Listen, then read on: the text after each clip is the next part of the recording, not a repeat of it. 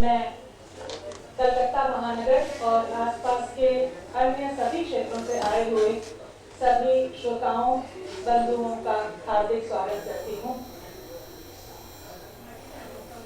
हम अपने कार्यक्रम का प्रारंभ करने जा रहे हैं और कार्यक्रम का प्रारंभ करते हुए हमारे मुख्य अतिथि बस किसी भी समय आ जाएंगे तो हम अपना प्रारंभ कर लें ताकि कार्यक्रम में और अधिक विलंब न हो सके। हमारे यहाँ माना जाता है और आज भी इस बात पर विश्वास करने वाले लोग पर्याप्त संख्या में हैं कि स्वदेशे पूज्यते राजा विद्वान सर्वत्र पूज्यते। तो इसी परंपरा को विद्वानों के प्रति, साहित्य और साहित्यकारों के प्रति सम्मान व्यक्त करने का गुरुतर दायित्व निभाया है और हम ऐसी आशा करते हैं कि यह दायित्व निरंतर निभाता रहेगा।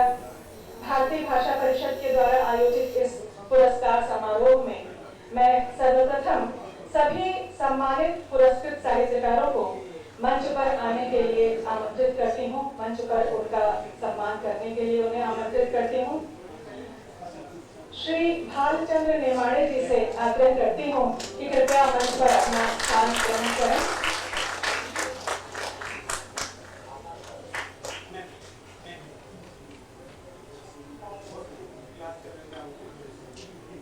श्रीमती प्रतिभा राय जी से आग्रह है कि वो मंच पर अपना स्थान ग्रहण करें।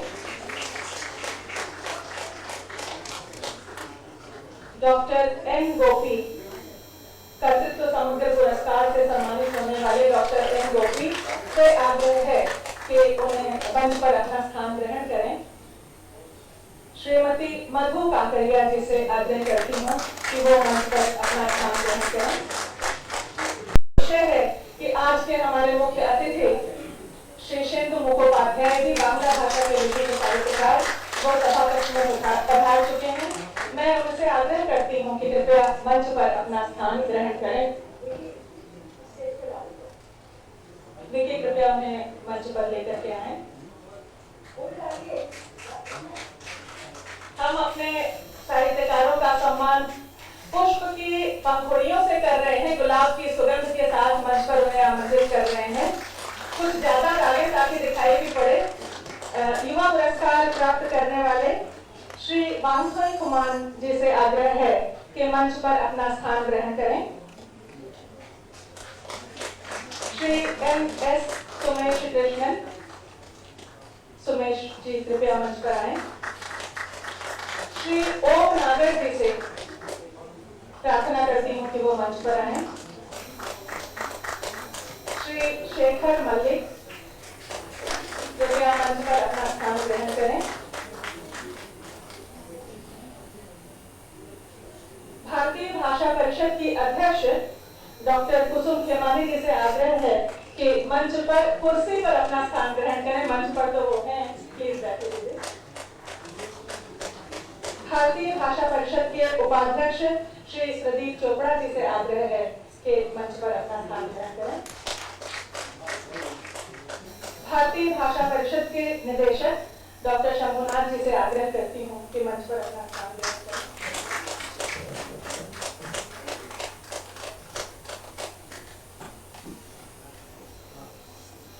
आज भारतीय भाषा परिषद का यह सभा कक्ष और हमारा ये मंच अपने साहित्यकारों की उज्जवल आभा से आभासित हो रहा है और हम सब बहुत हर्षित हैं कि इस प्रकार का एक सम्मानपूर्ण और एक आभा मंडल से युक्त मंच हमारे सामने उपस्थित है।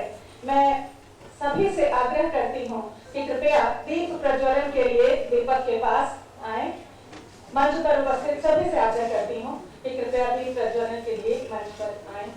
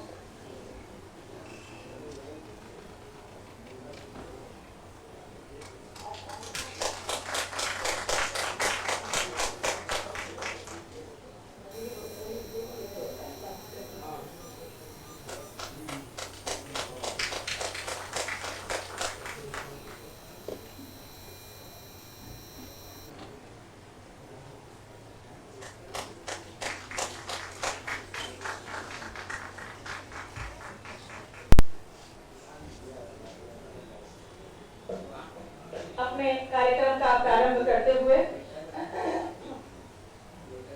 स्वस्ति वाचन।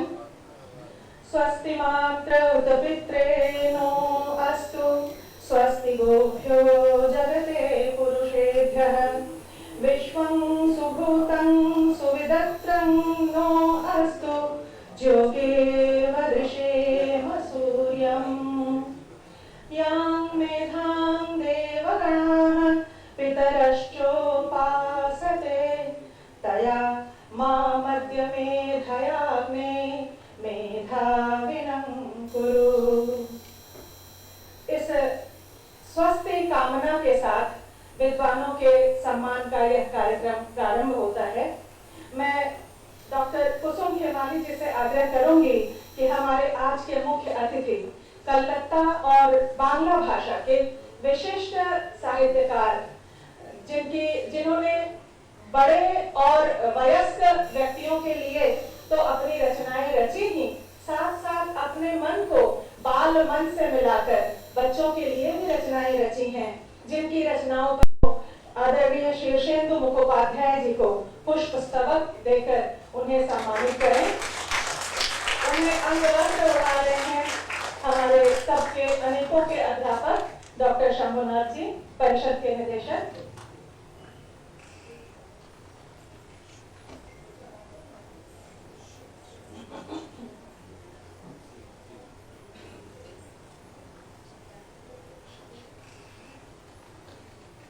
कार्यक्रम में कुछ विलंब हुआ है, उसके लिए क्षमा प्रार्थना करते हुए मैं कार्यक्रम को तीव्र गति से आगे बढ़ाने के लिए स्वागत वक्तव्य के लिए आमंत्रित करती हूं डॉक्टर कुसुम खेमानी जी को।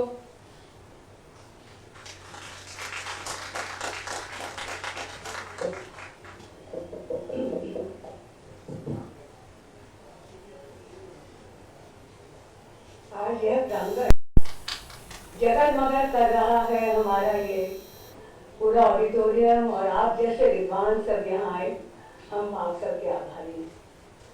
स्वागत करते हैं आप सरस्वती पुत्रों का, जो सरस्वती को हमारे पास ले आते हैं सरल बनाकर और हम उसे समझ लेते हैं।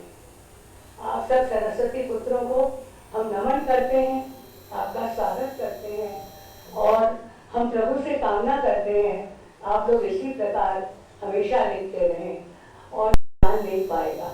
इसलिए आप सबका भी हम स्वागत करते हैं, आप इसी तरह आते रहिए। धन्यवाद।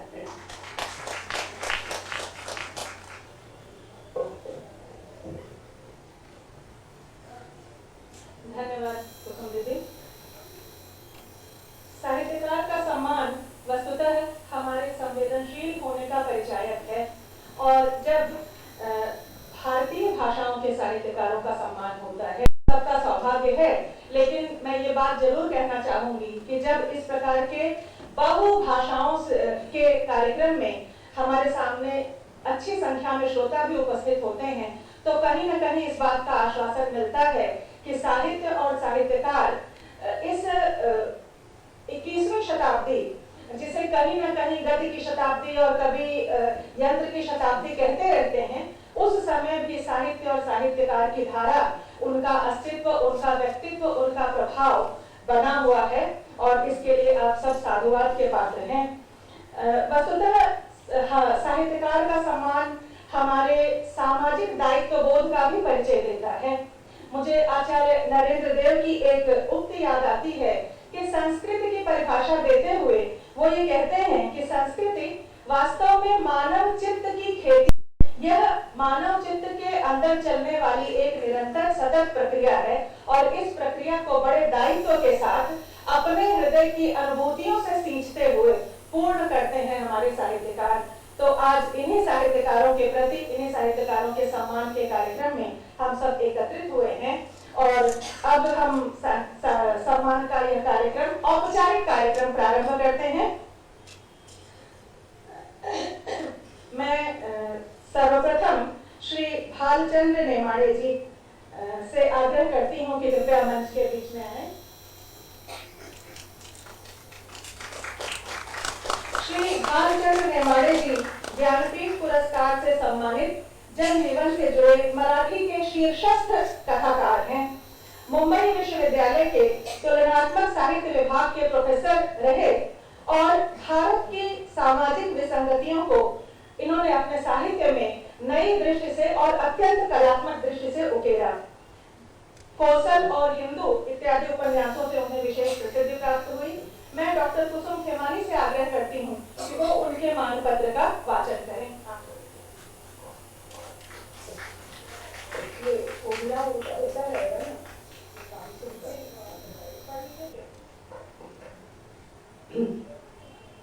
भारतीय भाषा परिषद कर्तृत्व समग्र सम्मान श्री भालचंद्र नेमाड़े। भारतीय साहित्य में ग्रामीण से आधुनिक परिसर तक की हिंदू उपन्यास समावेशी भारतीय सभ्यता की कई परतें खोलता है और बहुत लोकप्रिय है। आप 1991 में साहित्य अकादमी और 2014 में भारतीय ज्ञानपीठ द्वारा सम्मानित किए गए। आप लोग अगर बीच से ताली बजाएं तो अच्छा लगेगा। भालचंद्र नेमाड़े आम जनजीवन से जुड़े साहित्यकार हैं और जीवन में भारतीय भाषाओं के इस्तेमाल किए हैं। आप कल्पना कीजिए कि इनके एक किताब की अभी तक 100 संस्करण छप चुके हैं और ये बहुत बढ़िया। हम उनका सम्मान कर स्वयं सम्मानित हो रहे हैं, गौरवान्वित हो रहे हैं।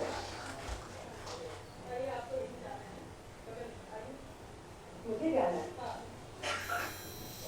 रविंद्र चमड़िया जी की ओर से आदरणीय भालचंद्र नेमाड़े जी को अंगवस्त्र उड़ाकर सम्मानित कर रही हैं। मैं आपके मुख्य अतिथि श्री शेंदु मुखोपाध्याय जी से आग्रह करती हूँ कि वो मानचिन्ह प्रदान कर श्री भालचंद्र नेमाड़े जी का सम्मान करें।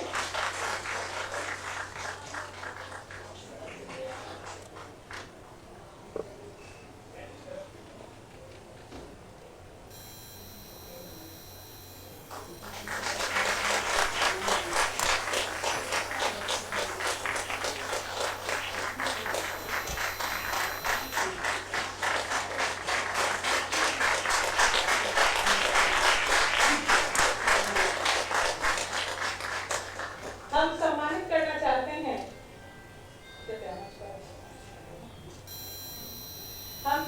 करना चाहते हैं ओडिया भाषा की विशिष्ट साहित्यकार के लिए निरंतर कार्य करने वाली प्रतिभा राय जी का सम्मान हम करते हैं।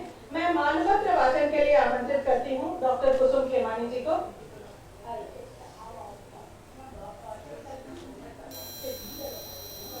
मैं अरुण सुरेता जी की ओर से उनकी बहन रचना खेमानी जी से आग्रह करती हूँ कि वो सम्मान का यह कार्यक्रम अंगवस्त्र और मान राष्ट्र के श्रीमती प्रतिभा राय उड़िया भाषा से भारतीय साहित्य के आकाश में अनोखी जगह बना लेने वाली, मेरे हिसाब से जगह बनाने वाली नहीं, पूरे आकाश को अपने में समेट लेने वाली प्रतिभा है प्रतिभा। इनका रचना संसार भारत की आत्मा का प्रतिनिधित्व करता है और यह आपके बहुआयामी विशिष्ट का परिचायक है। आपके द्रौपदी का हाल में 100वां संस्करण प्रकाशित हुआ है। ये दृष्टांत है और आप भारतीय ज्ञानपीठ से एवं इससे दोनों से सम्मानित हैं। एक बार ताली बजाइए। भारतीय भाषा उड़िया भाषा की महान साहित्यिक विभूति श्रीमती प्रतिभा राय को कर्तृत्व समग्र सम्मान से सम्मानित करते हुए भारतीय भाषा परिषद गौरवान्वित है।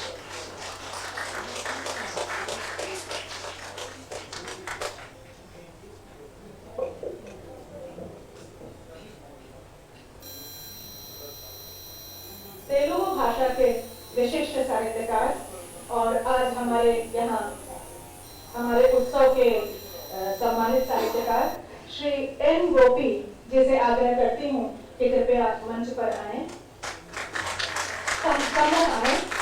मैं मानपत्र वाचन के लिए प्रदीप चोपड़ा जी से आग्रह करती हूँ कि वो कृपया मानपत्र वाचन करें।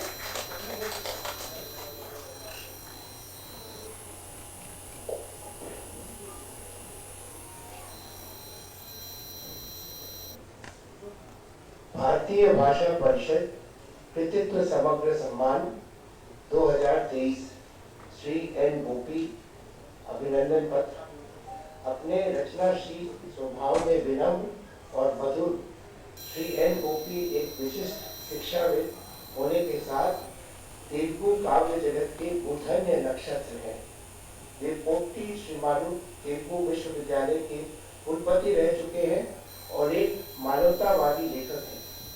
इनके साहित्य में स्थानीय देसीपन और राष्ट्रीय भावनाओं का अनोखा वैचारिक संयोग है। आपकी प्रकाशित कृतियों की संख्या 56 से अधिक है, जिसमें 26 पुस्तकें काव्य की और 10 पुस्तकें आलोचना और अनुसंधान की है। आपकी रचनाओं का अनुवाद हिंदी, अंग्रेजी, गुजराती, बांग्ला सहित 26 भाषाओं में हो चुका है। आप साहित्य अकादमी तथा अन्य कई पुरस्कारों से सम्मानित साहित्य मूर्ति हैं। विगत 5 दशकों से साहित्य को समर्पित श्री एन गोपी को कृतित्व समग्र सम्मान से अलंकृत कर भारतीय भाषा परिषद गौरव का अनुभव करती है।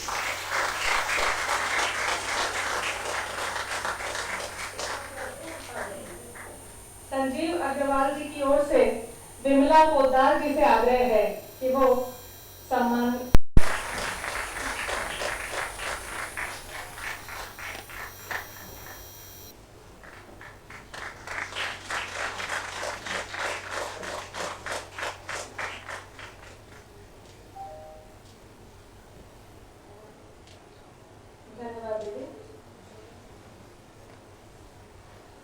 इस क्रम में आगे बढ़ते हुए मैं हिंदी के विशिष्ट साहित्यकार श्रीमती मधु कांकरिया जी से आग्रह करती हूँ कि मंच पर सम्मुख आएं।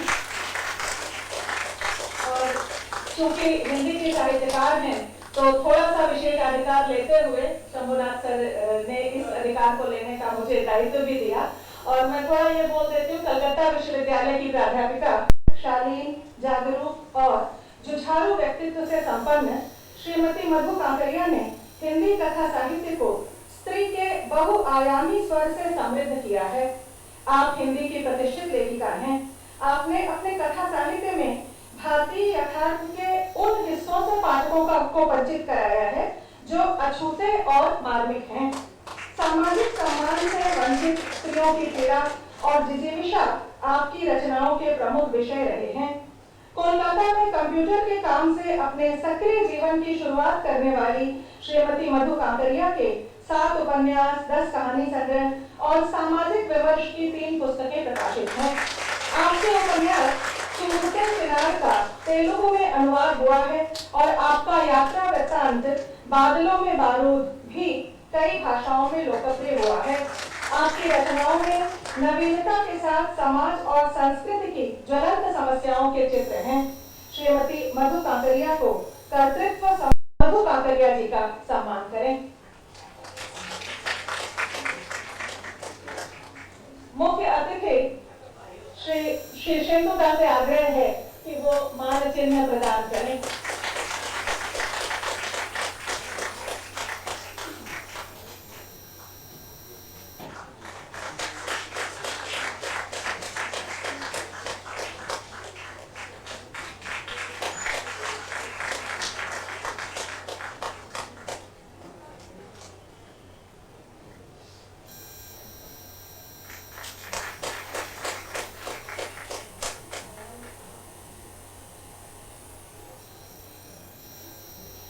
कर्तृत्व समग्र सम्मान पुरस्कार कार्यक्रम के बाद इसी क्रम में हम आगे बढ़ते हुए युवा पुरस्कारों से युवाओं को सम्मानित करना प्रारंभ करते हैं।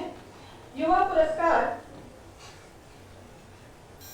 वस्तुतः हमारे साहित्य और समाज की नई दिशाओं की ओर आश्वासन का सूचक है। मैं सर्वप्रथम श्री ओम नागर जी से आग्रह करती हूँ कि वो मंच पर सामने आकर अपना स्थान लें और मैं मानपत्र वाचन के लिए श्रीमती विमला पोतार जी को आमंत्रित करती हूँ।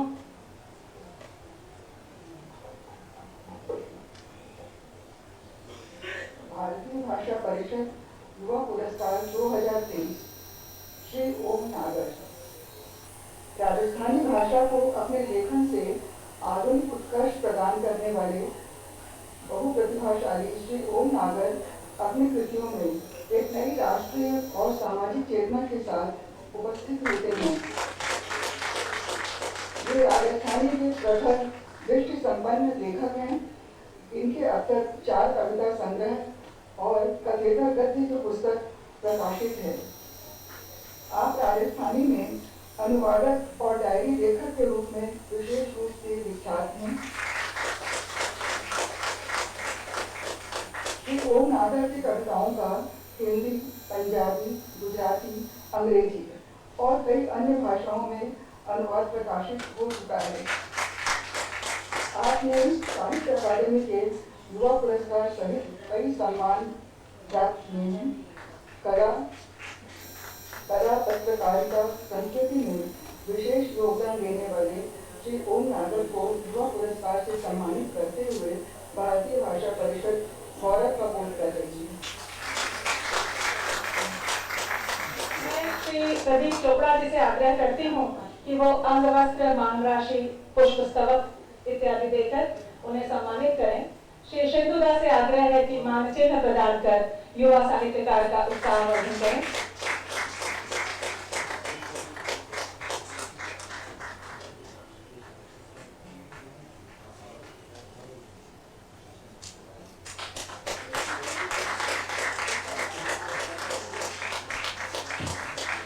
शेंदुदा আপনার যে বারবার কষ্ট দেবার কারণ যে সাহিত্যকার দিলেই তো বেশি ভালো লাগে ওকে, সেই কারণে আপনাকে কষ্ট দিচ্ছে। একটু বলুন। हम लोग ये समझ सकते हैं कि एक युवा साहित्यकार के लिए इतने वरिष्ठ साहित्यकार से पुरस्कार प्राप्त करना एक अविस्मरणीय अनुभव भी होता है, हुआ करता है। मैं आमंत्रित करती हूँ कि वो मानपत्र का वाचन करें। धन्यवाद। भारतीय भाषा परिषद युवा पुरस्कार 2023 श्री NS सुमेश कृष्णन जी। मलयालम साहित्य में युवा हस्ताक्षर के रूप में सभी को अपनी ओर आकर्षित करने वाले तथा अमित संभावनाओं से संपन्न श्री NS सुमेश कृष्णन एक प्रतिभाशाली कवि और गद्यकार हैं। उनके 3 कविता संग्रह चंद्रकांतम, रुद्राक्षरम और इंतियुम निम्नुदेयुम मधाकर प्रकाशित हैं। इन्हें केरल राज्य में कई युवा पुरस्कार मिल चुके हैं। तिरुवनंतपुरम के श्री NS सुमेश कृष्णन कला, साहित्य और संस्कृति के क्षेत्र में मलयालम भाषा को निरंतर समृद्ध कर रहे हैं। अपनी मातृभाषा के उन्नति के लिए समर्पित युवा प्रतिभा श्री NS सुमेश कृष्णन को युवा पुरस्कार से सम्मानित कर भारतीय भाषा परिषद गौरवान्वित है। परिषद की अध्यक्ष श्रीमती डॉक्टर कुसुम खेमानी जी से आग्रह है कि वो NS सुमेश कृष्णन जी का सम्मान करें और श्री शेंदुदा फिर से उन्हें मानचिन्ह देकर सम्मानित करें।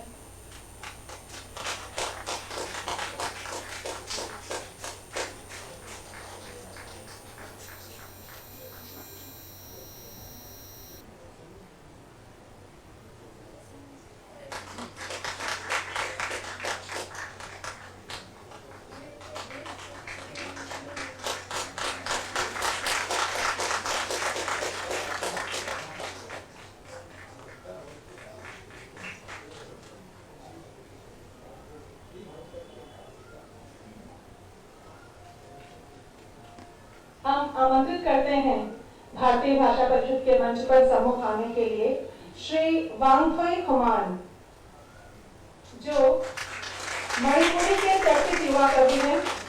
इनके 2 कविता संग्रह प्रकाशित हैं। कई मराठी, मलयालम और बांग्ला कविताओं का मणिपुरी में अनुवाद करके इन्होंने सांस्कृतिक सेतु का कार्य किया है। मैं मान्यता प्रवाचन के लिए आग्रह करती हूँ श्री आदित्य देव जी से।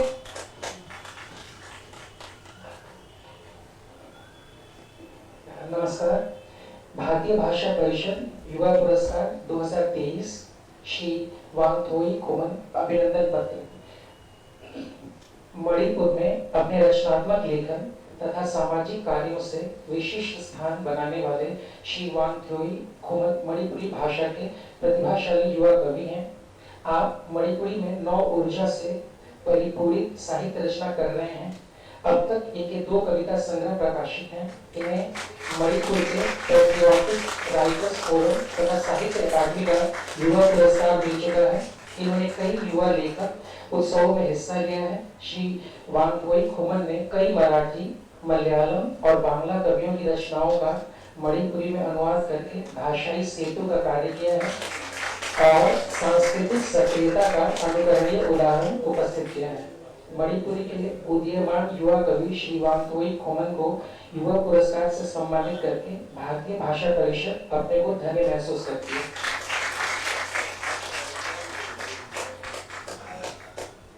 मैं परिषद के निदेशक डॉक्टर शंभुनाथ जी से आग्रह करती हूँ कि वो अंगवस्त्र और सम्मान करें श्री वांगथोई खोमन जी का। श्री शंभुदा से आग्रह है कि मानसिक में लेकर उन्हें सम्मानित करें।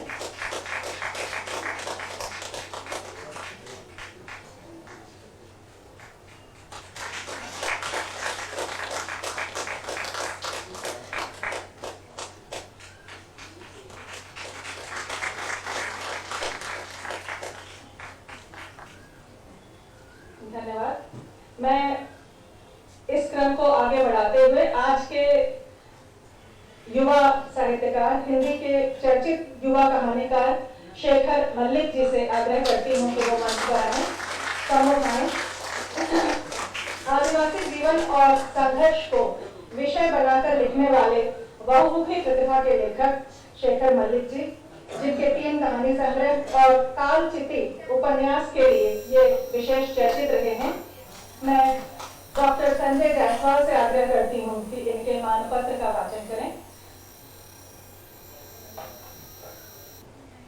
धन्यवाद।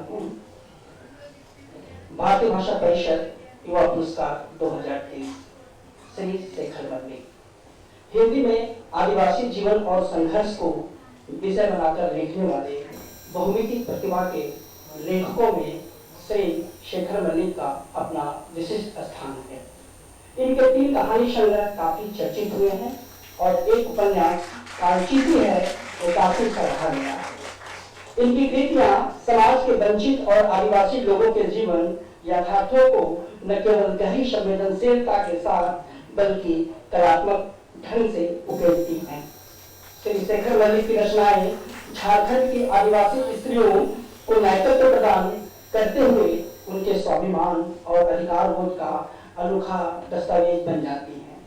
वे स्थानीय और सार्वभौम को जोड़े रखने वाले हिंदी के अत्यंत तेजस्वी युवा कथाकार हैं। विरल प्रतिभा के धनी श्री शेखर मल्लिक को युवा पुरस्कार से अलंकृत करते हुए भारतीय भाषा परिषद गौरव का बोध करती है।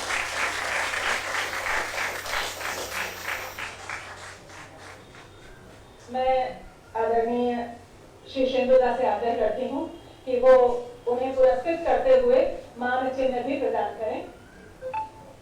उनका सम्मान करते हुए पुष्पस्तबक, अंगवस्त्र, मान राशि और मान चिन्ह प्रदान करें।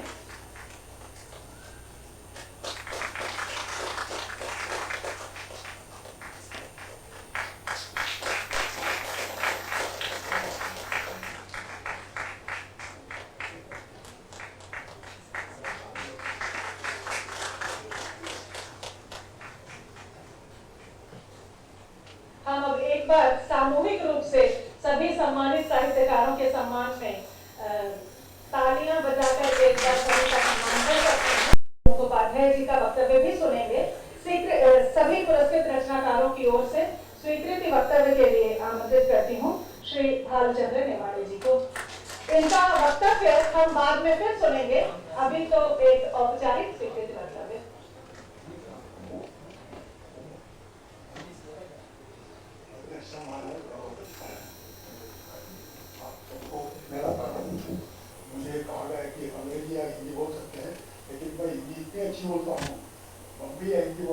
कोई गलतियाँ हो ही नहीं सकती तक मतलब बॉम्बे चलती है और वही राष्ट्रभाषा होनी चाहिए।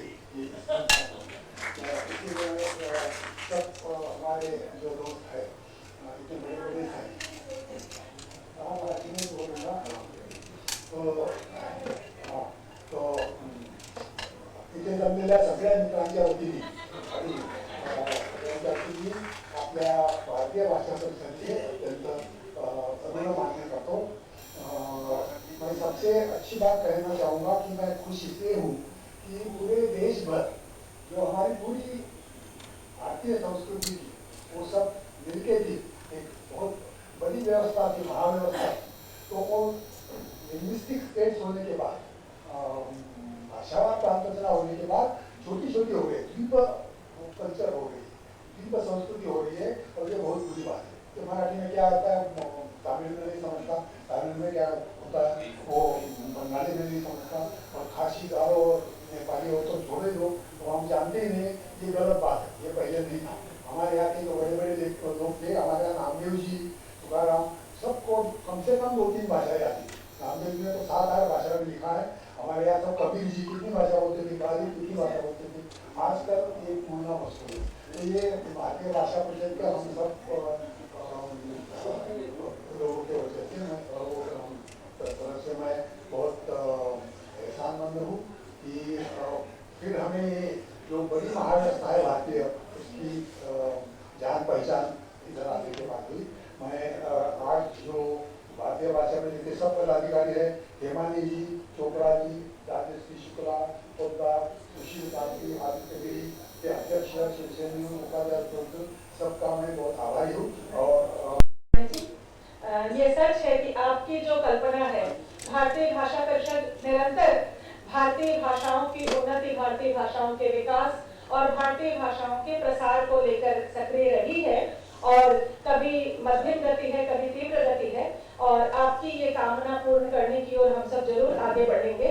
मैं अब आज के इस कार्यक्रम के मुख्य अतिथि और हमारे इस शहर के विशिष्ट साहित्यकार जिनका जो किसी परिचय के मोहताज नहीं है जिन्हें अनेक पुरस्कारों से सम्मानित किया गया है आनंद पुरस्कार साहित्य अकादमी पुरस्कार पद्म विभूषण पुरस्कार इत्यादि अनेक पुरस्कारों से सम्मानित अनेक उपन्यासों कहानियों कथाओं के रचयिता और अनेक माध्यमों से साहित्य और साहित्येतर माध्यमों से हम सबके चिंतन और हृदय को स्पर्श करने वाले आदरणीय शिवशेंदु मुखोपाध्याय जी से आग्रह करती हूँ कि वो अपना वक्तव्य रखें।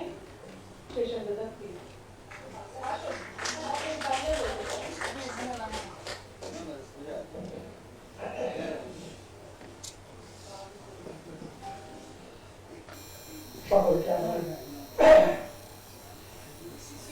নমস্কার আমার গভীর প্রীতি এবং শুভেচ্ছা।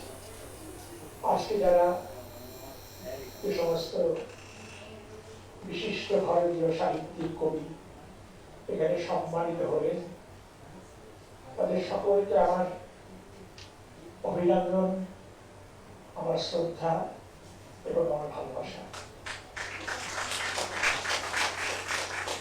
ভারত এক বহুভাষিক দেশ। আমি মারাঠি জানি না ওড়িয়া ভাষা জানি না বা মণিপুরি ভাষা জানি না কিছু যায় আসে না। বাংলাদেশের বড় মাতৃভাষা আমার মনে হয় মাঝে মাঝে মনে হয় যে এসব ভাষাও আমার মাতৃভাষা। যদি ভারতকে আমার মা বলে ভাবি তার কোন ভাষাটাই বা আমার সম্মান হয়তো আমি জানি না বা বলতে পারি না। সেটা এমনও হয় যে বাঙালি ছেলে আমেরিকায় জন্মায় সে বাংলা শেখে না বাংলা বলতে পারে না এরকম তো হয় আছে। কিন্তু আমার এই ভারতীয় ভাষা পরিবারের সাথে আমার বন্ধুত্ব অনেক দিনের 3 দশক পার হয়ে গেছে। মানে 30 বছর আগেও যেমন ছিলেন এখনো তেমনই আছে। সেটা তো মেয়েরাজ্য ঠিক টকবক করছে তাকে আমার সে দেখে খুব ভালো লাগছে। যখন আমাকে ফোন করেছে, গাড়িটা যেতে খুব দেরি হয়েছিল, আমার আসতে সেটিও দেরি হয়েছে, কিন্তু তাতে কি আমি তো এসেছি একটি কারণে, কোমরে খুব ব্যথা, তা সত্ত্বেও এসেছি, কারণ কুসুম খেমারি আমন্ত্রণ প্রত্যাখ্যান করতে আমার সংকোচ হয়েছিল। জিনিস যদি ঠিক মতো অনুবাদ হতো, তাহলে আমরা পরস্পরের সাহিত্য কিরকম তার গতি প্রকৃতিকে রাখতে পারতাম। আর একটা কথা বলি, এখন একটা খুব দুঃসময় চলছে, a very difficult time for us, for everybody, because it's a transitory time. Everything is changing its meaning, even love. It has changed its meaning. The definitions are changing. The ideas are changing. Everything is changing. Everything is now topsy-turvy, and we are suffering from ambiguities. Anyway, we have to fight this time and this challenge.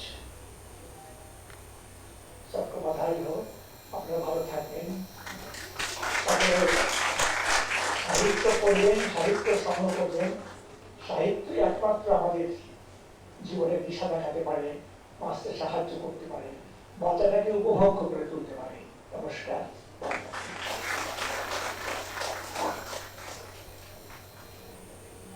অনেক অনেক ধন্যবাদ কৃষ্ণেন্দুদা। আপনার এইটুকু কথাও আমাদের জীবনে অনেক দিন যাবে, অনেক দিন মনে থাকবে। बड़ा व्यक्तित्व अपने कृतित्व से झलकता है और अपने कृतित्व के माध्यम से ही वो अपने विचारों को बाद में आने वाली, साथ चलने वाली और सभी पीढ़ियों तक पहुंचाता है। हम आदरणीय श्री शेंदुदा के बहुत उनके प्रति कृतज्ञ हैं। और अब साहित्यकारों के लिए ही छोड़ दें, कृतित्व समग्र पुरस्कार से पुरस्कृत जो हैं, लेकिन अपनी अनुभूतियां, अपने उनकी रचना के पीछे प्रेरणा क्या कहना चाहते हैं और भारतीय भाषा परिषद आकर, कलकत्ता आकर उन्हें कैसा लगा और किस प्रकार की क्या अनुभूति है, अब हम इससे परिचित होंगे। इसे हम विचार सत्र कह सकते हैं, संवाद सत्र कह सकते हैं। अपने विचार, अपना वक्तव्य लिखित रूप में हमें दें, जिसका उपयोग परिषद की पत्रिका और अन्य मंचों पर किया जा सकेगा, लेकिन फिर भी एक बातचीत, अपनी बात अपने तरीके से कहना, तो ये एक तरह से बातचीत का ही तरीका है। आप कृपया अपने पत्र का वाचन न करें, बल्कि हमारे श्रोताओं से हम सबसे बातचीत करें। मैं आमंत्रित करती हूँ प्रथमतः युवा पुरस्कार प्राप्त श्री ओम नागर जी को, वो अपनी बात हमारे बीच, हमारे श्रोताओं के बीच रखें। ओम नागर जी।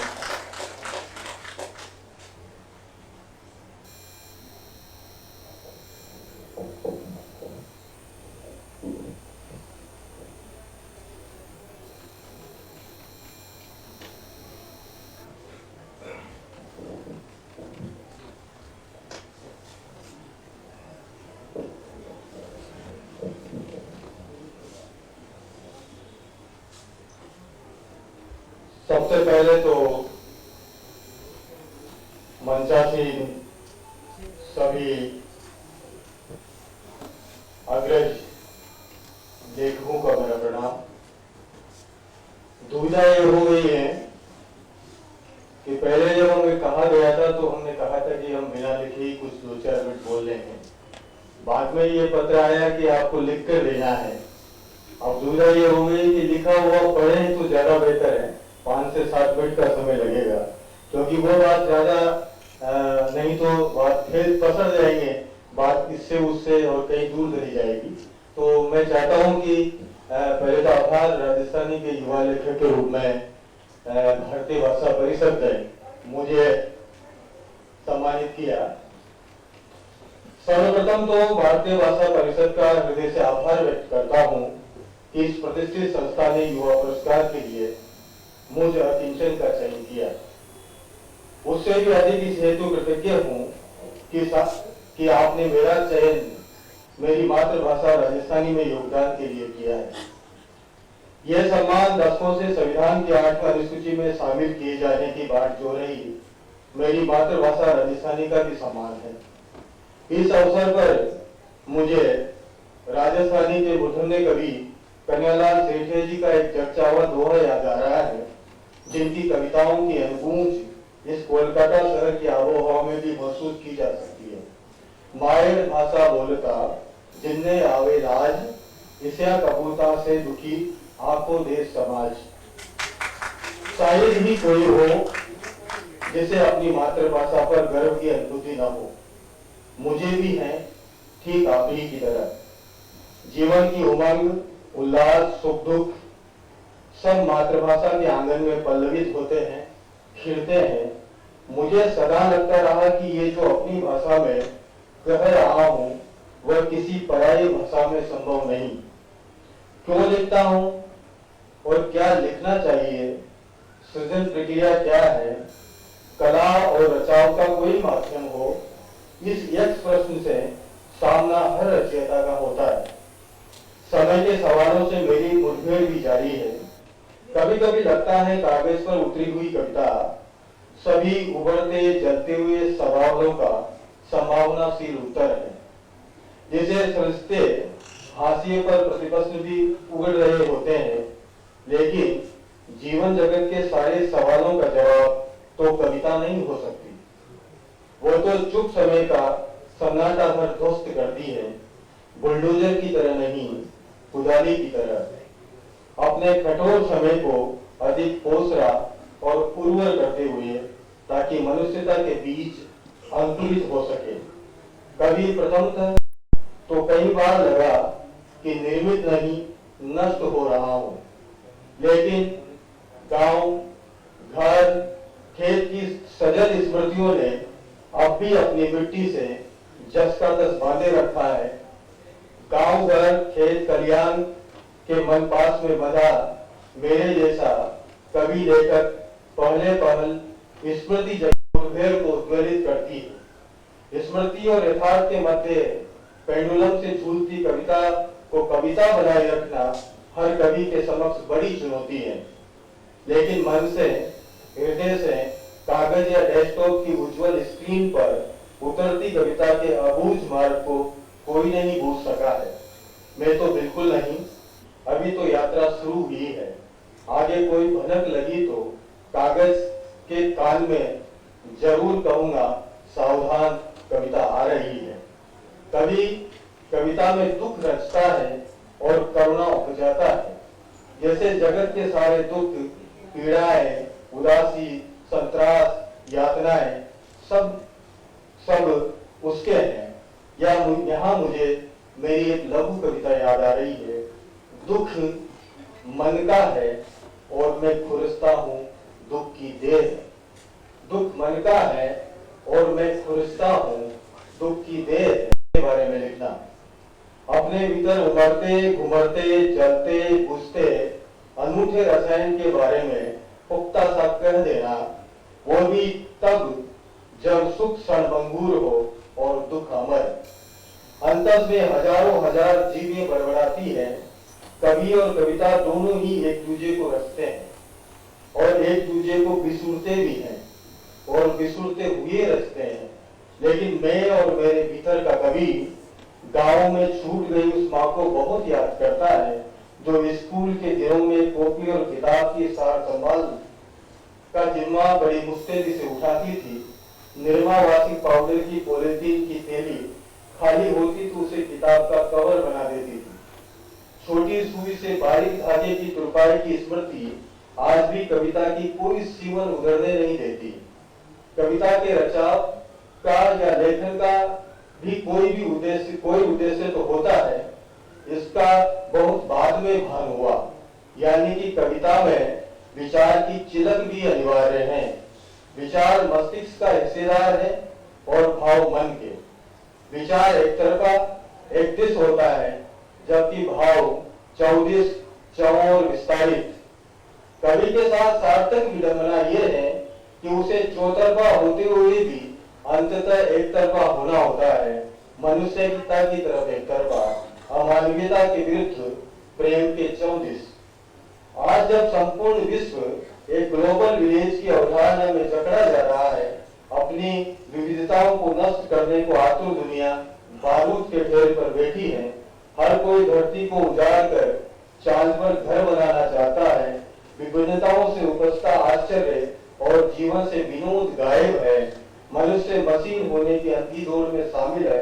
आज अरबों कंठ तो है, पर सैकड़ों भाषाएं मर रही है। पेट और पीठ के बीच का फासला रोटी से पटता है और आदमी को रोटी की तलाश उसे विस्थापित कर रही है। गांव में खेत है लेकिन रोजी नहीं है। तब भी एक राजस्थानी कवि अपने छोटे से गांव की करुण स्मृतियों में उलझा है। गांव जो अब प्रेमचंद का गांव नहीं रहा, शोषण के हथियार बदल गए हैं। स्थिति उस कालखंड से ज्यादा चिंताजनक है। वहां भी नफरत की आग ने भाईचारे और सद्भाव की वनस्पति को झुलसा दिया है। राग, द्वेष, दम्भ ने अंगद की तरह अपने पैर जमा लिए हैं। विडंबना ये है कि गांव हमें महामारियों में याद आते हैं और शहर गांव होने की भटकल में महाशहर होने को अभिशप्त हो चले हैं। चाउ और विकास की कोख में विनाश पल रहा है। यह समयगत उलझन जितनी स्थानीय है उतनी वैश्विक भी। आज कृषि पर्यावरण के संकट तो आसन्न है ही, लेकिन जिस मरु प्रदेश से मैं आता हूँ, लगता है कि सब संकटों की जड़ में जल संकट सबसे भयावह होने वाला है। कवि लेखकों को अपने समय के संकटों के प्रति सचेत रहना है, केवल कविता में ही नहीं, कविता से बाहर जीवन भी आए। लेकिन मेरे लिए बांग्ला के शीर्षस्थ लेखक श्री शीर्षेंदु मुखोपाध्याय जी के सानिध्य में आदरणीय सुप्रसिद्ध मराठी कवि कादंबरीकार श्री भालचंद्र जी नेवारे, तेलुगु के वरिष्ठ कवि एन गोपी जी, ओडिया के प्रतिष्ठित कलाकार प्रतिभा राय जी, हिंदी के ख्यातनाम कलाकार मधु काकरिया जी और भारतीय भाषा परिषद परिवार के श्री कुसुम खेमानी जी, आदरणीय शंभुनाथ जी की गरिमामयी उपस्थिति में सम्मानित होना अविस्मरणीय है। सम्मान की इस घड़ी में किताबों के अक्षर चिन्ह ने में असमर्थ किसान माता पिता याद आ रहे हैं। कभी सम्मान की कोई खबर अखबार में छपती और गांव का कोई व्यक्ति उनसे कह देता, काका जी आज तो अखबार में होम जी को फोटो छपे 50,000 को इनाम मिले। यह सुनकर उस घड़ी पिताजी के चेहरे पर खुशी की जो दमक दिखाई देखने को मिलती, उसे मेरी कविता का कोई शब्द युग्म नहीं बांध सकता। बातें बहुत हैं, हम सब के रास्ते संघर्ष और अभावों के रास्ते हैं। एक मेरे ही तो दुख नवीन नहीं। अभी इस राह पर एक कदम चला हूँ, आगे आप सबका सन्यासी से है ही। अपनी मातृभाषा में यूं ही रखता रहूं, ये अभिलाषा है और संकल्प भी। और अंतिम में अपनी राजस्थानी कविता की अनुदित कुछ पंक्तियों से अपनी बात समाप्त करना चाहूंगा। सिराने पड़ जाता धाम, मेरी भाषा में नहीं होती रात।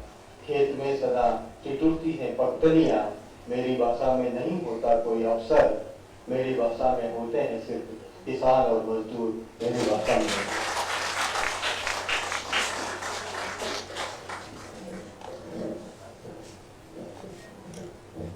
धन्यवाद ओम नागर जी। आपका ही नहीं, हम सबका ये अनुभव है, अनुभूतियां हैं कि जीवन में जब कुछ सुखद होता है, कुछ घटता है, तो हमारे हृदय की कृतज्ञता अपने माता पिता के चरणों का स्पर्श करती है। अभी थोड़ी देर पहले ही जब हम आपस में बातचीत कर रहे थे, तो हम सबके बीच वरिष्ठ लेखिका प्रतिभा और बातें और आगे, क्योंकि जब आप जीवन दृष्टि नहीं समझेंगे, जब आप हृदय की अनुभूतियों से परिचित नहीं होंगे, तो साहित्य, आपका साहित्य सबके हृदय को छू सकने में शायद समर्थ नहीं होगा। हम अगले वक्ता के रूप में आमंत्रित करते हैं आदरणीय प्रतिभा राय जी को। साहित्य का उपादान विषय पर हम उनके बहुमूल्य वक्तव्य सुनेंगे। प्रतिभा राय।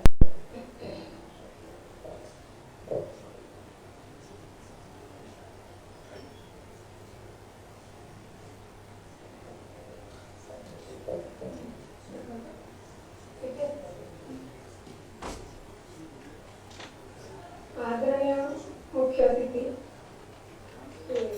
शीर्षेंदु मुखोपाध्याय जी, आदरणीय कुसुम जी,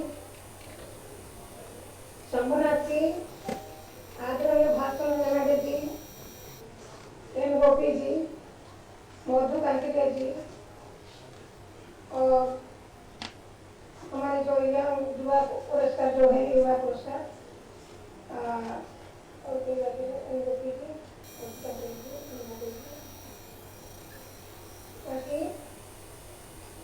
नागर शेखर मलिक, ओम नागर, एम.एस. सुमेश कृष्णन, बागदोई कुमार, उन सबको मैं बधाई देती हूँ। और बाकी जो सभा में उपस्थित साहित्यिक और साहित्य प्रेमियों मित्रों, उनको सब में बहुत प्यार देती हूँ और I am very happy that they are present here to inspire us. ये मेरा बहुत बड़ा सौभाग्य है कि आज भारतीय भाषा परिषद के पुरस्कार समारोह में आकर वो जो विश्व का अदृश्य शब्द कोविड-19 की विभीषिका के बाद कुछ शांत होने के बाद अभी भी शांत नहीं है, आज भारतीय भाषा परिषद के पुरस्कार समारोह में आकर अन्य साहित्यिक और साहित्य प्रेमियों में से मुलाकात होने पर मुझे अपार अन्य पुरस्कृत साहित्यकारों को भी मैं अभिनंदन देती हूँ। इस अवसर पर मुझे पूछा गया था आप किसके बारे में बोलेंगे। ये बहुत मुश्किल बात है जब साहित्यकार को पूछा जाए किसके बारे में नहीं बोलना चाहते, सब कुछ बोलना चाहते हैं, लेकिन इस सटीक समय में मैं सिर्फ बोलूँगी साहित्य का उपादान। और एक बात बताती हूँ, इतने बड़े कथा कर बैठे हैं कृष्णेंद्र मुखोपाध्याय जी, उनको पढ़ी हूँ, उनका नाम कौन नहीं जानते हैं, उनसे आज मुझे जो पुरस्कार मिला है मेरा बहुत बड़ा परम सौभाग्य है। जब मुझे ज्ञानपीठ दिया गया, मुझे पूछा गया ज्ञानपीठ ऑफिस से किससे हाथ से लेना चाहते हैं, प्राइम मिनिस्टर, प्रेसिडेंट या लता मंगेशकर, अमिताभ बच्चन, किसके हाथ से? मैंने बोला दादा से हाथ से, दादा के हाथ से लेना चाहते हैं। दादा कौन है? हमारे पड़ोस में सिर्फ दादा है और प्रेसिडेंट बैठे हैं, तो मैं प्रणब मुखर्जी से हाथ से पुरस्कार लिया था। ये मेरा बहुत बड़ा सौभाग्य है। मैंने बोला मेरे दादा तो पास में है, आप क्यों घूमते हैं इधर उधर? तो बंगाल और उड़ीसा का बहुत बड़ा गहरा रिलेशनशिप है, भाषा में भी है, खान पीन में है। तो मुझे पता चला कि शिक्षेंद्र जी आएंगे तो आई वॉज वेरी हैप्पी। मेरा जो साहित्य का अवदान संकेत में बोलती हूँ, मुझे किस प्रोजेक्ट में 4 महीने कलकत्ता को ले आइए तो मैं फ्लुएंटली बंगाली बोल सकूंगी। I read Bengali, I understand Bengali, I translate from Bengali to Odia, पर बोल नहीं पाती, संकोच आता है, भूल हो जाएगा। और हिंदी तो बोलती हूँ। मेरा जो है साहित्य का उपादान प्रकृति और प्रीति का संबंध धरती और पेड़ की तरह है। पहले प्रकृति अर्थात अपना समाज केवल वर्तमान का केवल अतीत नहीं है, संस्कृति वर्तमान पर खड़ी होकर अतीत की परंपरा और मूल्यबोध की ओर हाथ पसारकर भविष्य की ओर अग्रसर होती है। इसलिए संस्कृति में समय स्थिर नहीं रहती है। समय अतीत, वर्तमान और भविष्य की प्रभावान धारा बन जाता है। समाज से प्रेरणा पाकर लेखक सृजनशील होता है। फिर कृति को समाज से मिलती है स्वीकृति, लेखक को सामाजिक अंगीकारबद्ध करने के लिए स्वीकृति मिलती आई है। स्वीकृति मिलने से पहले अथवा स्वीकृति नहीं मिलने से क्या लेखक सामाजिक अंगीकारबद्ध रहित होकर रचना करता है? ये नहीं है। पुरस्कार के लिए कोई नहीं लिखता है, लिखते हैं आत्म प्रेरणा से और बाहर का प्रेरणा तो बाद में आता है। जब कोई लिखना शुरू करता है तो समय पुरस्कार का बचपन से शुरू किया था लिखना, स्कूल में पढ़ रही थी, उसके बाद समय मुझे पुरस्कार क्या है पता नहीं था, तो क्यों लिखती थी, तो क्यों लिखती है इसको मैं पता नहीं चाहिए। आई don't know why I right. उपादान इत्यादि की बात उठती है। मेरे हिसाब से साहित्य का उपादान महज 3 पाँव की जमीन है, ज्यादा नहीं है। साहित्य का जो उपादान है वो महज 3 पाँव की जमीन है, स्वर्ग, मर्त्य और पाताल। प्रथम पाँव मर्त्य भूमि अर्थात अपने समाज, संस्कृति, अपने देश और ऐतिह्य के अंतरम और वास्तविक अनुभूति। ये है लेखक की दूरदृष्टि। प्रथम पाँव जितनी गहराई में जाएगा अनुभव उतना ही तीव्र होगा, तब जाकर अनुभूति आंतरिक और वास्तविक होगी। यहाँ प्रश्न उठता है कि वास्तविक अनुभूति क्या वास्तविक अनुभूति होता है? क्या लेखक सब कुछ स्वयं अनुभव करता है? विश्व के प्रथम महाकाव्य रामायण के सृष्टि शोक से होती है। ऋषि को क्यों इतना तीव्र शोक हुआ, जिससे कि उसने शोक का शोक में परिणत हो गया? क्या तीर वाल्मीकि को लगा था? क्या प्रमुख की जोड़ी से उनकी मित्रता या रिश्तेदारी थी? क्या शिकारी ऋषि का शत्रु था? तो फिर ऋषि ने कैसे वास्तविक अनुभूति पाकर कालजयी महाकाव्य की रचना की थी? यहाँ लेखक का तृतीय पाँव स्पष्ट करता है यह व्यक्ति केंद्रितता नगण्य हो जाती है, लुप्त हो जाती है, तब जाकर सार्वजनिक संवेदनशीलता बन जाती है बोधि वृक्ष, जिसके पांव तले कालजयी साहित्य का उन्मेष होता है। यह लेखक की समदृष्टि है। तृतीय पांव। तृतीय पांव अहम की जड़ता को दूर करके स्वयं की अंतःसत्ता का पाताल और दूसरों की अंतःसत्ता के पाताल युग सत्ता यानी युग की व्यक्ति सत्ता में परिणत करने के लिए पड़ता है। यह ऋण समाज को यथास्थिति से ऊपर उठाने से सार्थक भूमिका निभाते हैं। यह है प्रत्येक लेखक का चेतन अवचेतन का लक्ष्य। परंतु ये तीन पांव जमीन के ऊपर पांव रखकर लेखक की ऊंचाई को स्पर्श करने के लिए अहम को वामन रूप धारण करना पड़ेगा। यह अहम को वामन रूप धारण करके सार्वजनिकता की धरातल पर उतरना पड़ेगा। लेखक का कोई अहंकार होना नहीं चाहिए कि मैं लेखक हूँ, असाधारण हूँ, ऐसा तो नहीं सोचना चाहिए। मैं साधारण लोग हूँ, मैं लिखती हूँ, कोई और कुछ करता है, मैं लिखती हूँ, क्यों असाधारण होगी? मैं लेखक हूँ, साधारण हूँ। अहंकार को वर्जन करना पड़ेगा।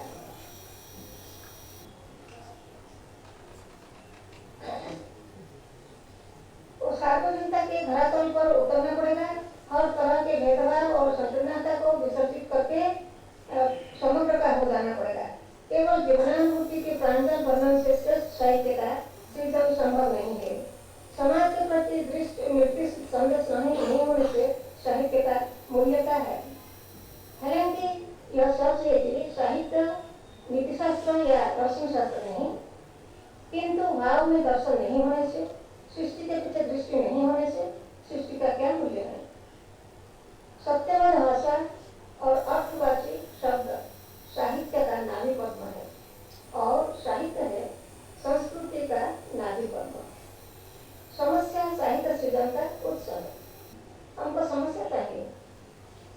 मुश्किल में पड़ने से साहित्य सृष्टि होता है, तो समस्या साहित्य का सृजन का उत्सव है। आज जीवित रहना मनुष्य के लिए सर्वश्रेष्ठ और सबसे बड़ी समस्या है। मनुष्य जीवित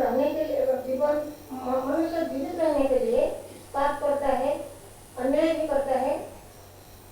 मरने के लिए नहीं, मरने के लिए कोई पाप नहीं करता है, लेकिन पाप करके मनुष्य जीवित नहीं रहता, मरता है। जीवित रहकर भी मरने से हो जाता है।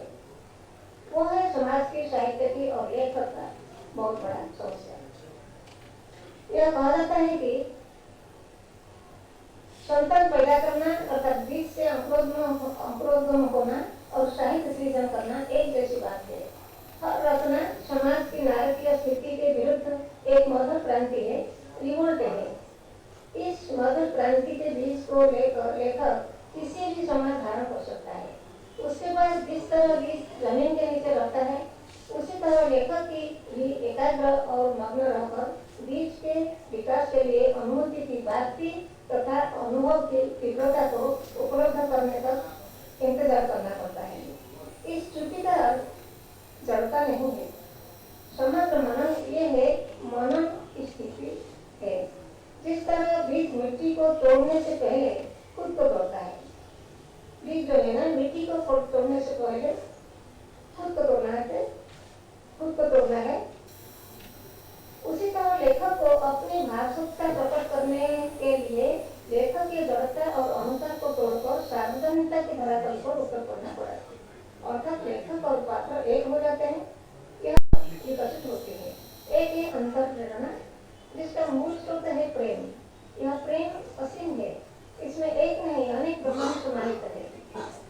वह प्रेम न केवल धर्मात्मा पर बल्कि पापी पर भी बरसता है। साहित्य में कुछ भी वर्जनीय नहीं है, सब लोने हैं। पापी को भी प्यार करना पड़ेगा, क्यों पाप किया इसके बारे में चिंतन करना पड़ेगा। ये सामने आने वाला अमानवीय प्रतिबंधों की तोड़ने की शक्ति भी प्रदान करता है, ये जो प्रेम है। दरअसल लेखक एक प्रेमी ही नहीं, एक क्रांतिकारी भी है। मैं बचपन से प्रेम और क्रांति की अंतःप्रेरणा महसूस की है जो मुझसे लिखवाते हैं। दूसरी बात है बाह्य प्रेरणा, जो मुझे मेरे पितामाता, मेरे गुरु, मेरे पतिदेव, बच्चों और मित्रों तथा सबसे ऊपर पाठकों से मिली है। कुल मिलाकर मेरी संस्कृति और मेरा देश ही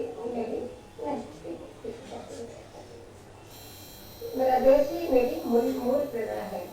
अभी कुसुम जी मुझे थोड़ी प्रेरणा देके गए हैं, यही प्रेरणा। इससे बड़ी प्रेरणा कुछ नहीं है, वो असुख है तब आई गई, इससे हमको सीखना है। एक एक कहानी लिखने में लेखक को नया जन्म लेना पड़ता है। लेखक अपने पूरे जीवन में कितनी बार जन्म लेता है और कितनी बार मरता है उसका कोई हिसाब नहीं है। जब लेखक की आत्मसत्ता देश काल और पात्र की आत्मसत्ता में तब्दील हो जाती है तभी जन्म लेता है सार्वजनिक और काल्पनिक साहित्य।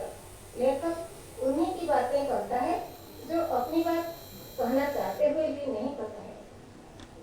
Every writer I think writes for voiceless.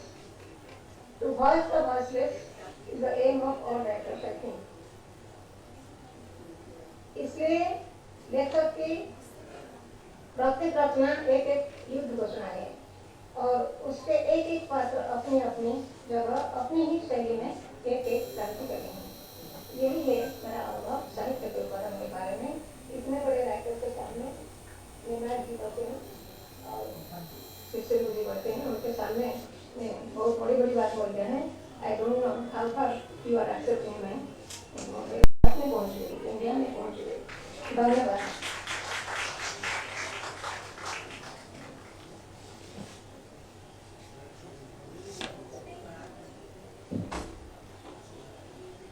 Doctor प्रतिभा राय का इतना सुमधुर वक्तव्य सुनकर इच्छा तो कर रही है कि हम लोग ऐसे ही सुनते रहें, लेकिन मुझे ऐसा लगता है कि ऐसी सुंदर और ज्ञानवर्धक बातें हमने इनसे लिख के तो मंगवा ही लिया है सब लेखकों से, तो हम चाहते हैं कि अब हमारे जो आगामी वक्ता हैं वो बहुत ही सारांश में अपनी बात करें और हम आप सब की एक कागज का एक पूरा अंक निकलेगा आप लोगों पर, उसमें आपकी रचनाओं के साथ न्याय करेंगे और आप देखिएगा पाठकों की बहुत अच्छी प्रशंसा आएगी आपको।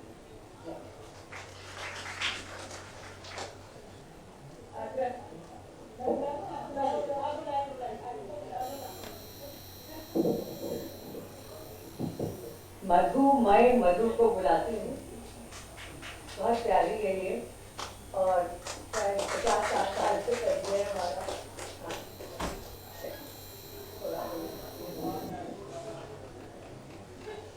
आदरणीय मंच और साथियों, इस सुंदर सभागार में इतने सुंदर लोगों के बीच जिस प्रकार से मुझे सम्मानित किया गया कि मैं अभिभूत हूँ और इस मंच के माध्यम से मैं उन सभी व्यक्ति और संस्थाओं को नमन करती हूँ जो आज के साहित्य विरोधी समय में भी साहित्य के प्रति समर्पित है, क्योंकि वे जानते हैं कि यह साहित्यकार ही आपको एहसास कराता है कि एक ही धरती और एक ही योनि में जन्म लेने के संबंध कितने गहरे होते हैं। निसंदेह भारतीय भाषा परिषद की उम्मीद रही है और मेरा तो आह्वान इसलिए भी बनता है कि मेरी साहित्यिक यात्रा यहीं से शुरू हुई और इस मंच पे जब आज मैं खड़ी हूँ और मुड़ के देखती हूँ तो मुझे ताज्जुब होता है कि मैं लेखिका कैसे बनी।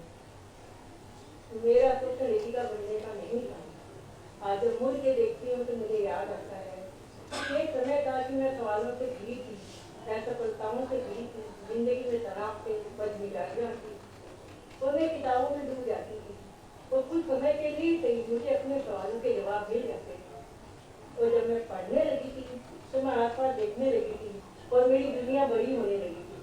और तभी एक सुखद सहयोग बना कि मेरे छोटे भाई सुनील बाड़िया ने मुझे एक वन यात्रा में भेज दिया। वो वन यात्रा मुझे झारखंड के आदिवासी अंचलों में ले गई। वहाँ मैंने एक नया जीवन देखा, मैंने आदिवासियों को देखा, मैंने एक अलग भारत को देखा। मैं जानती थी कि भारत चाय पीने वालों का देश है, लेकिन मैंने देखा वहाँ कोई भी आदिवासी ऐसा नहीं मिला जो रोज चाय पीता हो। वो दिन का पहला आहार 12 बजे लेते। एक दो आदिवासी मिले, उन्होंने कहा कि कभी कभार ये लोहारदंगा गुमला जाते हैं तो चाय पी लेते हैं। मैं जानती थी कि भारत मंदिरों का देश है, लेकिन मैं मिलो तक नहीं वहाँ मुझे कोई मंदिर नहीं मिला।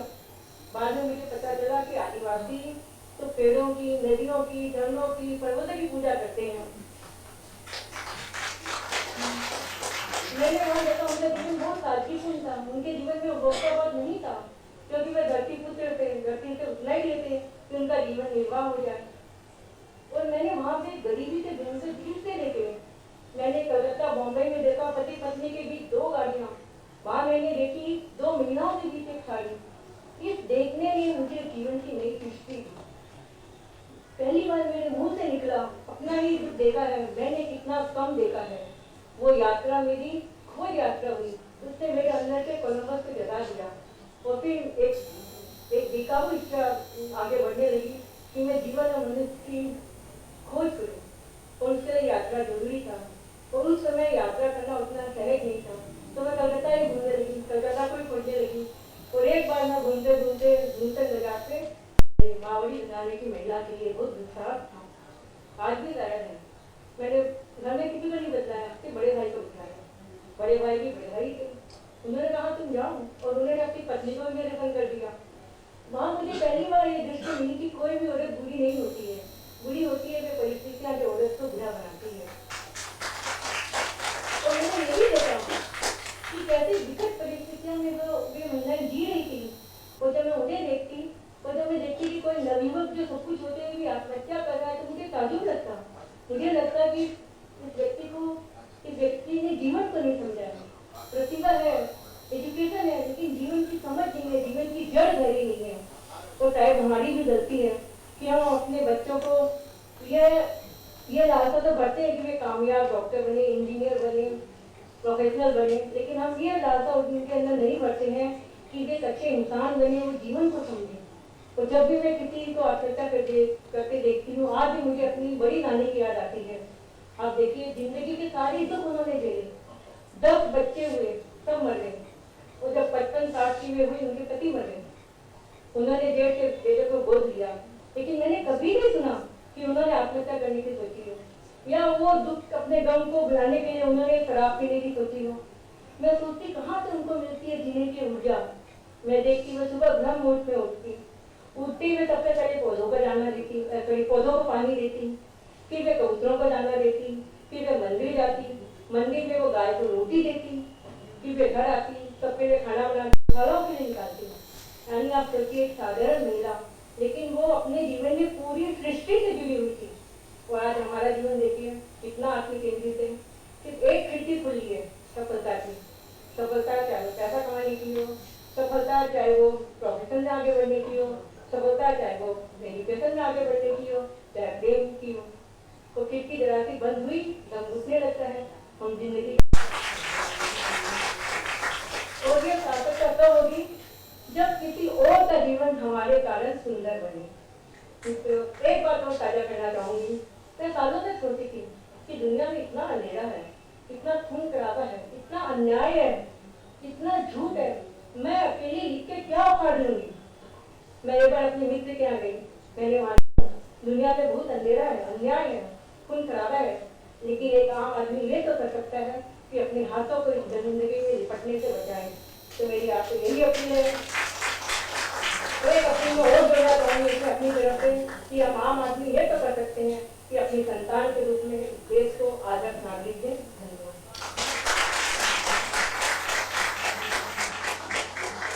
धन्यवाद दीदी। ये सच है कि अपनी जीवन दृष्टि अगर बन जाए, भावी पीढ़ी तक हम अपनी जीवन दृष्टि पहुंचा सकें और प्रकृति से, प्रकृति के अन्य प्राणियों से जुड़ना भर सिखा दें तो बहुत बड़ा काम हो सकता है। आपका हार्दिक आभार। हम आग्रह करते हैं सुमेश कृष्णन जी से कि वो अपनी बातें करें। मैं फिर यही कहना चाहूंगी कि आप अपनी बात चाहे जिस भाषा में चाहे हमसे बातचीत करें, वो ज्यादा अच्छा भी लगेगा, ज्यादा जीवंत हो सकेगा। आइए। सुमेश कृष्णन जी के बारे में मेरी एक केरल विश्वविद्यालय की प्रोफेसर ने फोन किया और कहा वो मेरा छात्र है, तो ये मेरे भी छात्र हैं। और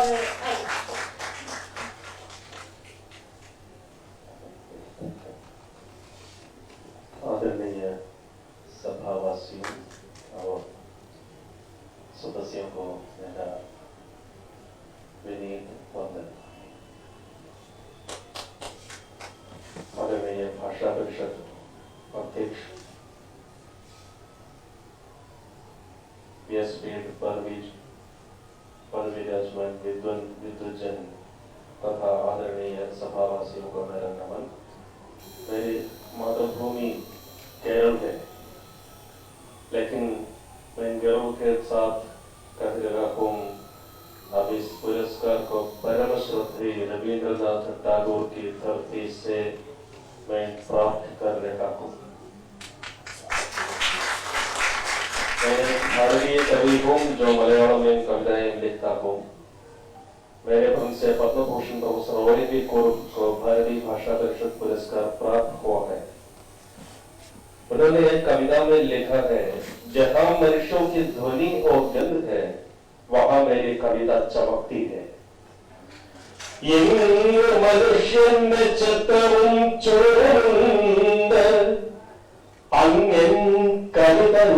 रचना याद में नकीम रहता, जिसमें इंसान की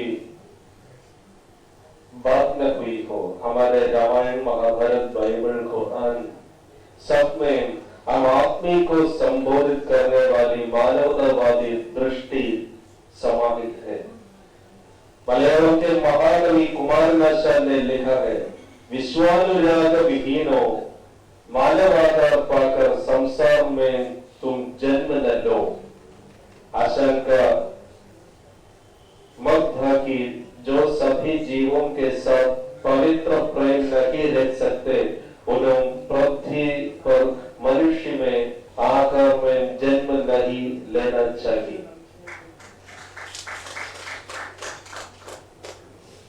भारतीय भाषा परिषद पुरस्कार पाकर मैं बहुत खुश और गौरवान्वित हूँ। साथ ही एक बात बड़ी जिम्मेदारी भी है। बात ये देखने की भारतीय भाषा परिषद पुरस्कार प्राप्त कवि क्या लिख रहे हैं और कैसे लिख रहा है, हो सकता आलोचना भी करेंगे। इसलिए लेखन में अधिक सावधानी बरतने की आवश्यकता है। इस पुरस्कार के लिए मुझे चुनने वाली पुरस्कार समिति की मैं कृतज्ञता पूर्वक याद करता हूँ। I recite my poem in my own language, Malayalam. I wrote a poem about Kavalam Narayana Panikar. After his death, Kavalam Narayana Panikar is the renowned poet and a dramatist. Kavalam Narayana Panikar written many poems.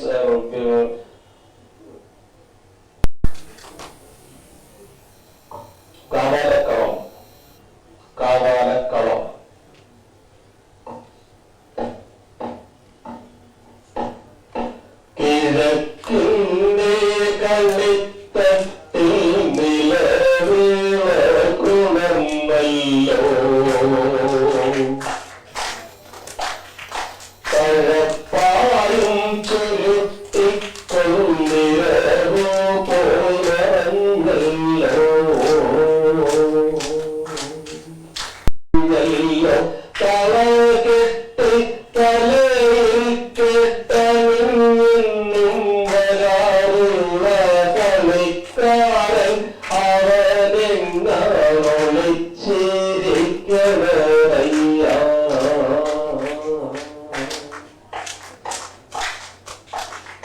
ചിരിച്ച തുമ്പയിൽ പാറിക്കളിക്കും തുമ്പിൽ കാഴ്ച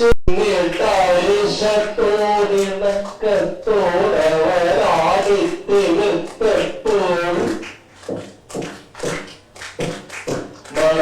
മഴക്കാലായൊരു നാളും കഴിയാത്ത മറപ്പൊരു മറനീക്കി മലരായി തെളിഞ്ഞോ.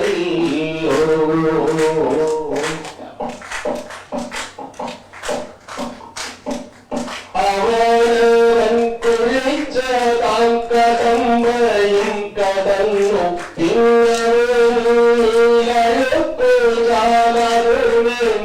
തളഞ്ഞു.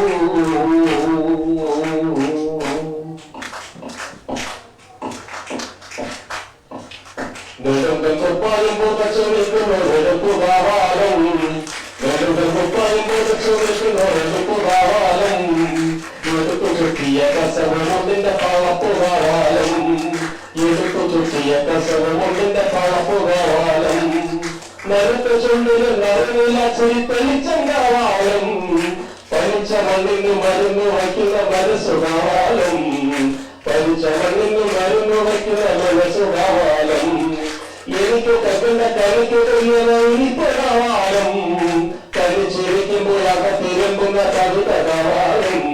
പൂക്കളേ കിളികളെ തേങ്ങുന്ന തരങ്ങളെ ആവുന്നത്ര ഉറക്കനെ കരയുമെന്നാലപ്പോഴേ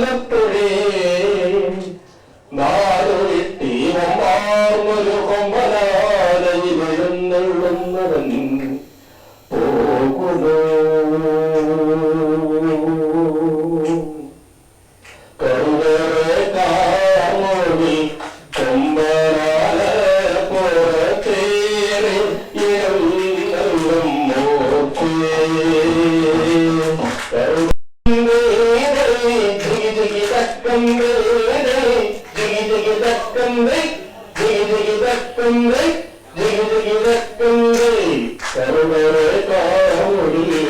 കൊമ്പനാല പുറത്തേറി എഴുന്നള്ളും മോർത്തേ.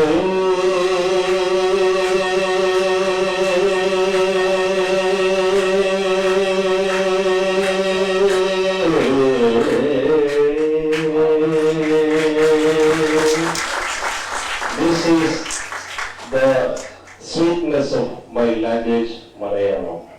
धन्यवाद.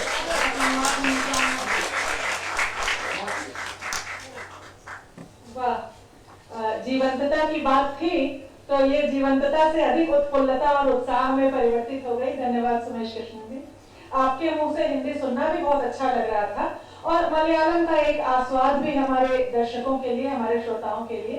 बहुत धन्यवाद। हम अब आमंत्रित करते हैं अगले वक्तव्य के लिए आज के कर्तृत्व समग्र पुरस्कार से सम्मानित तेलुगु के साहित्यकार एन गोपी जी को। उनकी आज ही मिली एक पुस्तक उन्होंने मुझे भेंट स्वरूप दी है और एक कविता की 2 पंक्तियां ये तुरंत ही देखी हुई, और लेकिन साहित्यकार कितनी गहराई से सोचता है। 5 धातुओं से समन्वित समन्वय है संसार, 5 उंगलियां मुट्ठी बनती हैं, ऐसा ही सबका योग ही सृष्टि की मातृका है। इनका संयोग विचित्र बनावट है। कविता को आगे न पढ़ते हुए मैं आमंत्रित करती हूँ आज इसी विचित्र नहीं, इस सुंदर बनावट वाले कार्यक्रम में आदरणीय एन गोपी जी को अपना वक्तव्य रखें।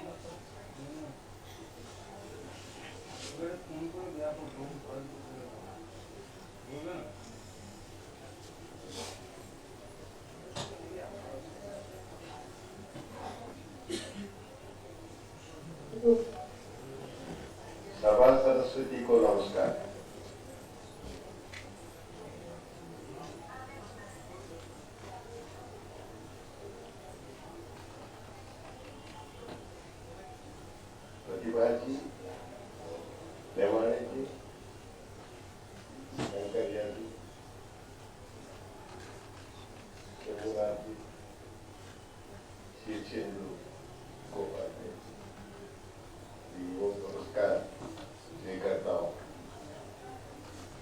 स्पेशली कुसुम के डॉक्टर कुसुम के सबको मेरा नमस्कार। Nobody listens to Kusum ji. I will listen to you.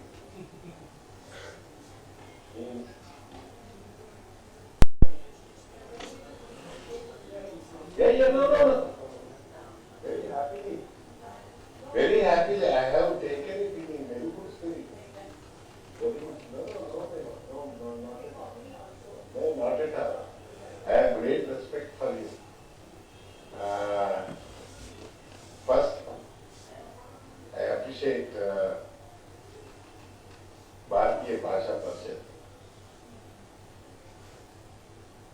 It is very respectable award. It has touched my heart, I am telling you.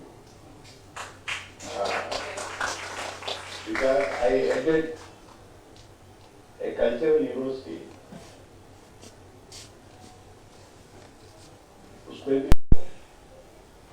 And especially I thank Kusum ji for my being here. ये topic में जो बात करना चाहता था, माई poetic experience, ये बाद में ये पढ़ने का जरूरत नहीं है। It's a good article, 15 minutes.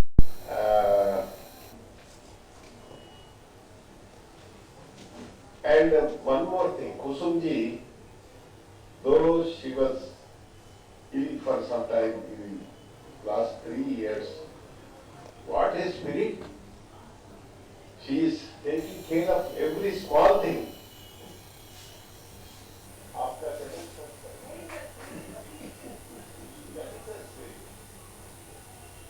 That is the spirit. And she is emotionally, practically, she is participating in every business. Wonderful. And Telugu mein I am a good poet. What they have said is I also know. साहित्य अकादमी award में तेलुगु में मैं जितने languages में translate हुआ है, तेलुगु में कोई नहीं गया। 29 languages, excluding 5 foreign languages. Then I sat with all my translators. So मेरे को पूरा इंडिया का इमोशनल इंटीग्रेशन का एहसास हुआ। India is such a rich country, language wise. And मेरा मैग्नम साहित्य अकादमी अवार्ड तो मिल गया है। मीन्स हिंदी में नन्हे मुक्तक 25 years back, I just like that, I wrote, it was followed by thousands of people, thousands. It's a talk of the town now. And so far 1,000 Nani collections have appeared. So some people say, नन्ही मुक्तकों का, नन्हे से ही नानी आए।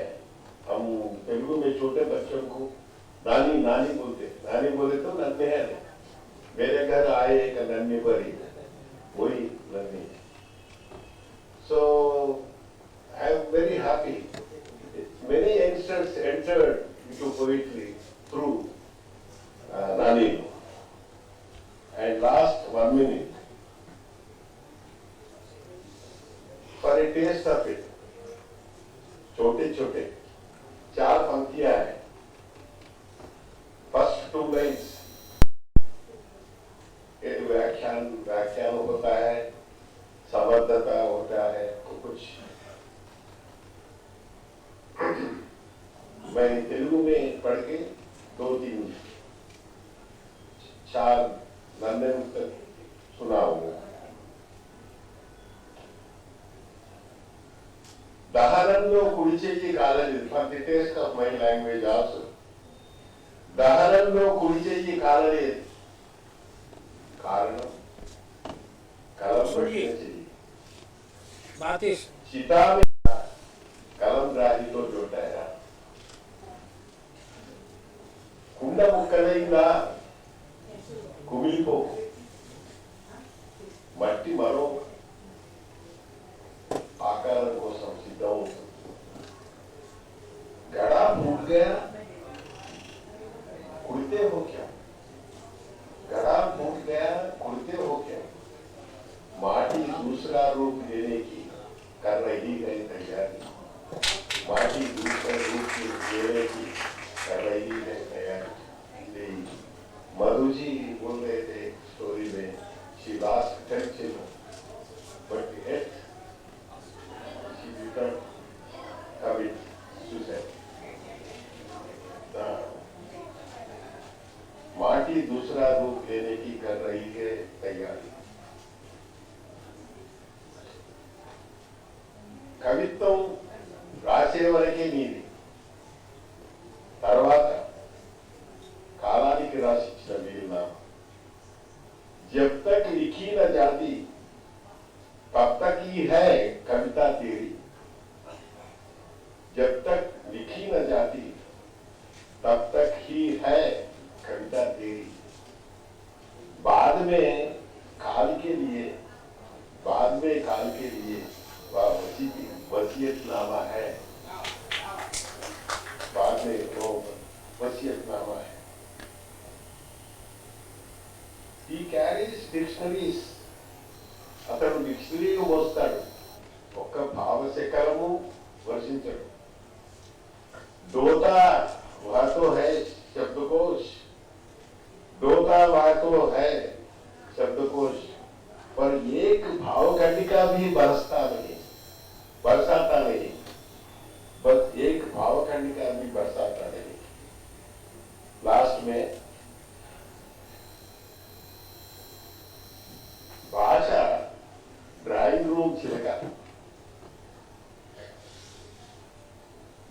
మరి మాట ఒంటింటి పరిమళం. Language is a drawing room parrot, dialect then a kitchen flavour. भाषा ड्राइंग रूम का तोता है. भाषा ड्राइंग रूम का तोता है. फिर बोली का जो आस्वाद दिया इसके लिए आपको हार्दिक आभार. मैं आमंत्रित करती हूँ अपने विचार रखने के लिए वांगतोई खुमान जी को, मणिपुरी भाषा और साहित्य के साहित्यकार, अन्य अनेक भाषाओं से भी परिचित हैं. वांगतोई खुमान जी से आग्रह है कि आप अपनी बातें हमारे बीच रखें.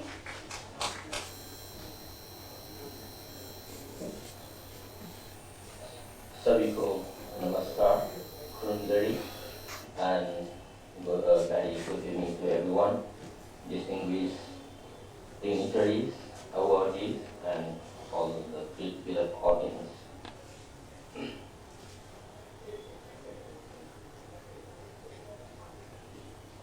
Well, I want to take a stand. A few days back, I was asked to tell various essays, both imaginary and physical. It gives me a chance to think and feel better. It gives me a chance to know different cultures of the land by meeting with different people. And most importantly, now I'm in Kolkata, one of the most respected literary places. Among these great literary societies, they bring we human beings together and make a better place to live in. So with these words, I would like to thank once again the organizer Bharati Bhasha Parishad and all the beloved audience for making me proud and being encouraged. Thank you very much.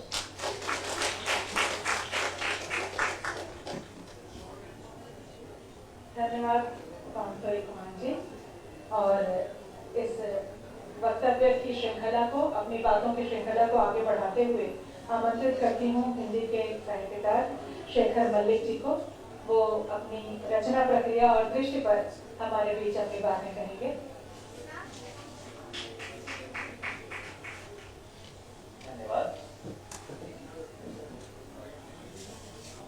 सबसे पहले जोहार, नमस्कार, सलाम।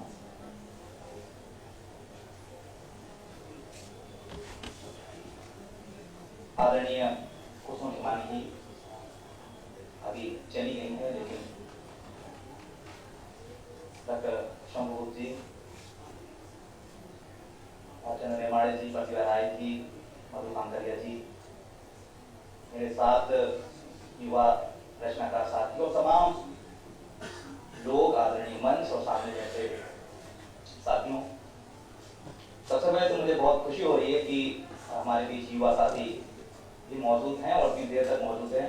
हालांकि कुछ जा चुके हैं, लेकिन फिर भी ये काफी, चूंकि हमें युवा पुरस्कार सम्मानित किया गया, इसके लिए भारतीय भाषा परिषद का बहुत बहुत धन्यवाद, आभार। और युवा पुरस्कार से पुरस्कृत होने के बाद युवाओं से संबोधित होना मुझे निजी तौर पर बहुत अच्छा लगता और लग रहा है। साथियों, मैं घाटशिला से आता हूँ। छोटी सी जगह है, लेकिन वो साहित्यिक और सांस्कृतिक रूप से बड़ी इसलिए है कि वहां विभूति भूषण बंदोपाध्याय का घर गौरीकुंज है। और साथियों, मेरी मातृभाषा हिंदी नहीं, उड़िया है। मैं हिंदी में लिखता हूँ और इससे भी मुझे जो बहुत सुखद और आनंदित करने वाला जो एहसास मुझे हुआ जब इसकी घोषणा हुई, तब मैं तब बिहार था, झारखंड है और हिंदी में लिखता हूँ। यानी कई सारी भाषाओं के संगम पर हूँ और जिनके बीच रहता हूँ वो संथाल परगना है, सिंहभूम है। यानी मैं जो मूल जनजातियों के बीच में रहता हूँ, वहाँ काम करता हूँ, वहाँ से अपनी दृष्टि हासिल करता हूँ। तो कुल जमा ये बातें थी जो मेरे मन में मैं कहना चाह रहा था। जब मुझे भारतीय भाषा परिषद की तरफ से ये प्रस्ताव या पत्र मिला कि रचना का हमारी क्या समझ है, हम क्या बोलना चाह रहे हैं, तो इसलिए मैंने दो भागों में अपनी बात, बेशक सभी साथियों की तरफ मैं भी लिख कर लाया, लेकिन मैं केवल उसका सारांश ही यहाँ पे 2-3 मिनट में बोलूंगा। सबसे पहले तो रचना दृष्टि। साथियों, साहित्यकार की शुरुआत चाहे किसी भी तरह से हो, कई तरह से लेखक अपनी शुरुआत करता है। कोई कविताओं से शुरुआत करता है, कोई गद्य विधा में लिखता है, कोई कुछ और किस्म की जो लेखन है, शैली है, उससे शुरुआत करता है। और कई सारे जो विचार होते हैं और कई तरीके से वो अपनी बात को कहनी होती है, तो वो शुरुआत करता है। लेकिन इन सब के बाद जब हम आगे बढ़ते हैं, हम लिखना बाकायदा नियमित करते हैं, बजाबता हम लिखते रहते हैं, तो ये मेरी निजी बात हो सकती है, पर हो सकता है कि बहुतों पर ये लागू हो, कि तब हमें एक दृष्टि हासिल होती है, या हम जिस दृष्टि की जो तलाश कर रहे होते हैं उस दृष्टि तक पहुंचते हैं। और वो ये होता है कि हम लिखते किसके लिए हैं। हमने चाहे जिस भी कारण से लिखना शुरू किया हो, लेकिन हम लिख किसके लिए रहे हैं और क्यों रहे हैं, हमें अपने आप से ये सवाल पूछना पड़ता है। और तब वो दृष्टि का सवाल आता है। और बहुत बढ़िया प्रतिभा जी ने भी कहा कि वो फिलोसफी आपको हासिल करनी पड़ती है। तो हम समाज से लेते हैं और समाज तक अपनी बात उस लिए हुए का निचोड़ पहुंचाते हैं, और उस लिए हुए से जो हमें हासिल होता है उसकी हम एक आलोचना प्रस्तुत करते हैं। मेरी समझ में सही और गलत है, उसकी एक मीमांसा होती है। वो पाठकों तक अगर संप्रेषित होती है तो वो लेखन सफल है, और नहीं संप्रेषित हो पाती है तो फिर और प्रयास करने की जरूरत, ऐसा मैं समझता हूँ। जो भी रचनाकार में संबद्ध है, जो लिखते हैं, लिखना चाह रहे हैं, इस नजरिए से देखा जाए तो मुझे पाठकों का प्यार मिला है, तो मैं आभारी हूं। सबसे पहले इस तरह से एक जिम्मेदारी का बोध आता है। हम लिख रहे हैं तो केवल हम मनोरंजन के लिए नहीं लिख रहे हैं, आप इसलिए भी नहीं लिख रहे हैं, जैसे प्रतिभा जी ने उपादान अपने विषय के अंदर जैसे बताया, कि किसी पुरस्कार के लिए या सम्मान के लिए नहीं लिख रहे। हमें अपनी जिम्मेदारी और जवाबदेही जो समाज के प्रति है उसको तय करते हुए अपना काम करना होता है। तो वहीं पर एक प्रश्न आता है पक्षधरता का। हम किसके पक्ष में खड़े होते हैं? बहुत साल पहले हमारे झारखंड के ही बहुत वरिष्ठ रचनाकार जयनंद जी ने कहा था, पक्षधरता आपको तय करनी होती है और दो ही पक्ष हैं, शोषक के पक्ष में या शोषित के पक्ष में।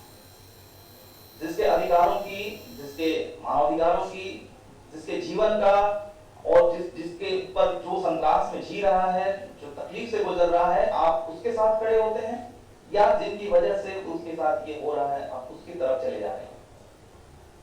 तो ये पक्षधरता जब आप तय करते हो तो आपके लेखन के कोई मायने होते हैं, उसका अर्थ होता है, वरना वो केवल स्वांग सुखाय भी हो सकता है या वो केवल एक मनोरंजन की किस्म का हो सकता है कि हम 2 मिनट कुछ पढ़ा हमने और फिर ट्रेन में जैसे पहले लोग सफर करते थे और मनोरंजन उपन्यास पढ़। तो साथियों ये मेरी रचना दृष्टि का सवाल है, मैं क्या करना चाहता हूं। और अब दूसरा हिस्सा जो है कि हम अपने आसपास के जीवन को, दुनिया को कैसे देख रहे हैं और हम उस पर कैसा अपना हस्तक्षेप करना चाहते हैं।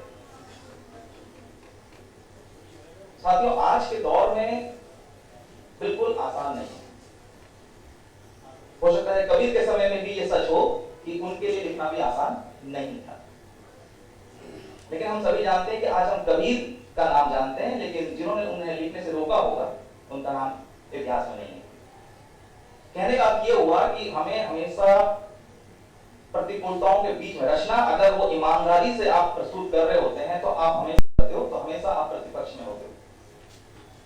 तो इसलिए ये हम आज का वक्त अगर हम देखें, दुनिया के अंदर हम देखें, अभी हमने देखा कि हम यूरोप के अंदर में भी और भारतीय उपमहाद्वीप के दूसरे जो हमारे पड़ोसी देश है वहां पर भी बहुत जबरदस्त जो है हमने देखा कि नागरिक असंतोष है। हमारी नजर बतौर एक लिखे हुए रचनाकार दुनिया में अपने आसपास से लेकर के दुनिया तक तो होनी ही चाहिए। हम देख रहे हैं कि फिलहाल बोलना बहुत आसान नहीं, लिखना नहीं। आप ये तय किया जा रहा है कि आप क्या लिखोगे, आप कैसे लिखोगे, आप क्या बोलोगे, कहां बोलोगे। कुल मिलाकर ये है कि जब अभिव्यक्ति पर इतने सारे अंकुश हैं और खौफ है, उस वक्त हमने देखा कि हालिया वर्षों में किस तरह से एक लेखक को उसको अपनी मृत्यु की घोषणा करनी पड़ी बतौर एक लेखक। हम आज इस मंच पर जब खड़े होते हैं भारतीय भाषा परिषद के मंच पे, तो हम देखते हैं कि पूरा भारत, विभिन्न भाषाओं के साथी रचनाकार यहाँ, वरिष्ठ रचनाकार यहाँ मौजूद एक साथ। ये एक रंगी नहीं है, बहुरंगी है, और ये बहुरंगी जो है भारत के, हमारे देश की विशेषता है, हमेशा खासियत रही है। इसको क्या आप नहीं समझते? इस पर खतरा है बेशक। तो इसलिए आज हमारा दायित्व दुनिया, देश के अंदर जो पूंजी के माध्यम से, जो आक्रामक रूप से जो सत्ताएं नियंत्रित करना चाहती हैं, सच को बोलने से रोकना चाहती हैं, हम देखते हैं कि तमाम जो शोषित वर्ग है, मजदूर, किसान, तमाम मेहनतकश लोग सारे परेशान हैं। तो हमें उनके पक्ष में खड़ा होना, लिखना है। और ये कोई मैं नया काम नहीं कर रहा हूं, क्योंकि हम मेरे से पहले बहुत वरिष्ठ हमारे पूर्व के यही करके रहे हैं, हमें उसी कड़ी में जुड़ना है। तो इसमें हमारी रचनात्मक ईमानदारी का सवाल आता है, जिसको किए बगैर किसी भी पुरस्कार की कोई अहमियत तब नहीं रह जाएगी अगर मैं अपने प्रति ईमानदार नहीं हूं, अपने लेखन के प्रति नहीं। तो इसलिए साथियों आज ये भी हम देख रहे हैं कि तमाम जो असंतोष है, तमाम जो लड़ाइयां हैं, आज जिस भी धरातल पर लड़ी जा रही हो, आज मजदूर किसान सड़क पर हैं, युवा जो है वो विरोध दर्ज कर रहे हैं, यूनिवर्सिटीज में अनरेस्ट है। तो बतौर लेखक हम कैसा लिखेंगे, क्या लिखेंगे? बहुत अच्छी बात थोड़ी देर पहले कही गई कि मधु जी ने कही कि हम इतनी बड़ी लड़ाई को अकेले दम पे तो नहीं लड़ सकते, लेकिन लड़ाई में अपना हिस्सा हम जरूर तय कर सकते हैं कि उस लड़ाई के अंदर हमारी क्या भूमिका होगी, कितनी होगी, छोटी या बड़ी जो भी हो, लेकिन हम तय करें। इसी से हमारी लेखन की सार्थकता है। साथियों बहुत वक्त हो चुका है, पुनः भारतीय भाषा परिषद के तमाम धन्यवाद शेखर मलिक जी। सचमुच बहुभाषी भारत के लिए, भारतीय भाषा परिषद के इस कार्यक्रम के लिए और इस इस सभागार में उपस्थित सभी श्रोताओं के लिए आपकी ये बातें बहुत महत्वपूर्ण रहीं। मैं अब आमंत्रित करती हूँ कर्तृत्व समग्र सम्मान से सम्मानित हमारे वरिष्ठतम साहित्यकार भारचंद्र नेमाड़े जी को। इन्हें सर्वप्रिय लेखक कहा गया है और इनका उपन्यास कोसला विशेषकर बहुत बहु लोकप्रिय रहा है। मैं आमंत्रित करती हूँ अपने मेरे बारे में ज़्यादा नहीं होना इसलिए मैं इधर आया, तो इसको कोई अंतर नहीं मित्रों। Without spending much time, I will continue the spirit of my fellow travelers. We don't know Kelam Jan, लेकिन we are fellow travelers. कोई मलयालम में, कोई हिंदी में हो गए, कोई उर्दू में हो गए, कोई बांग्ला में हो गए, लेकिन we are based on the memories I get when I visit Calcutta. I have visited Calcutta several times. Actually, when we were students, in 20s, 21, 22, Pune, we started little magazines, and we fiercely challenged our older generation. That's why we became very unpopular, but we continued that. And we learned that in Kolkata also we had similar, was much later. You know, Shakti and Sami and Malay, all of them we met and they did the same thing. So that, you know, gave us confidence that whatever you do in one small village in India can be done anywhere else, in another village in Assam or Nepal, anywhere. We think alike, which is what I call the pluralism of Indianness. That we think differently, but we are one. That is what I would like to say. I have said this in detail in my paper, which you will read after translation, but I would like to speak something about it. Most important about our whole discussion today, all the award winners have been saying it, that there is no singular literary tradition in India. This is the hazard the British colonialism has taught us. Before the British, we did not have this idea of what is Bengali and what is Assami and what is Odia. They were one. You know, Assam and Bengal and Odisha, there was no difference. Gujarat and Rajasthan and Maharashtra, they were all different. They were all under Prakrit. This was the condition. And one person, as I already said, would write in several languages. This tradition continues even today. Right? But it is disappearing by sorrow. I sorrowfully note this. For example, I will tell you very recently that tradition is appearing. How Marathi speakers made a very drastic contribution to other languages. Recent videos. Earlier, once I already said, Tukaram has wrote in several languages, others is, and this is worth noting that hereafter, unfortunately, we don't find such writers. For example, I will tell you a few examples. Vedant Madhav Muktivo, Marathi speaker, from Amravati, Hindi में is a revolutionary writer. Several months. Later on, these Pune people, Sake and others, they were left free. Then you go back to your own place. Amar Saratali, although we say this, is a very liberal man. He was much better than the Peshwas, I tell you. Peshwas are very cruel and very drastic and very casteist. But Amar Saratali wanted them to be safe and so he left them to Pune. But the Pune Brahmin said, you have eaten at the hands of nation. मुसलमान के यहाँ 3 महीने रहे हो तो आप अभी हिंदू नहीं रहे, तो पुणे से भाग जाओ. Even these people, Sake and others were also Brahmins. They said that you go to hell, you will have our own place. So they taught in Jammu and Kashmir that place. Even now I went there, visited about 15 villages Marathi speakers. And one of them was Sati, the founder of Dokra language, very recently recognized. Also I will tell you, Kavivar Radhakrishna Rao, we have to tell you, the Maharashtrian also a revolutionary learning Burma. So there will be many such people who have written in other languages, Hosles, the kings, the British model. One language, one nation, and one literature. German language, German literature, German nation. English language. And they have destroyed their own minorities. They have destroyed minorities elsewhere also. In America, about 250 tribes were massacred. You know, they used to go with machine guns and shoot at the aboriginals in America. And they teach us now human rights. Canada. Spanish people were more cruel, and they destroyed most of the tribes in South America, Brazil. But in India, we have kept our thing. That's where this caste and all this, which is not difficult to, it's not easy to demolish this, because they have been here and we have preserved it and we have kept them alive. This is the fact of Indianness, and that we have to continue. So what I wanted to suggest is that this Indianness, which is pluralism, has to be kept alive by us. And that's why I say that whatever comes into mind, it's better to express. That's what all my colleagues have said. And our older writers have saying, I remember now, what to call say about, Mirza Ghali,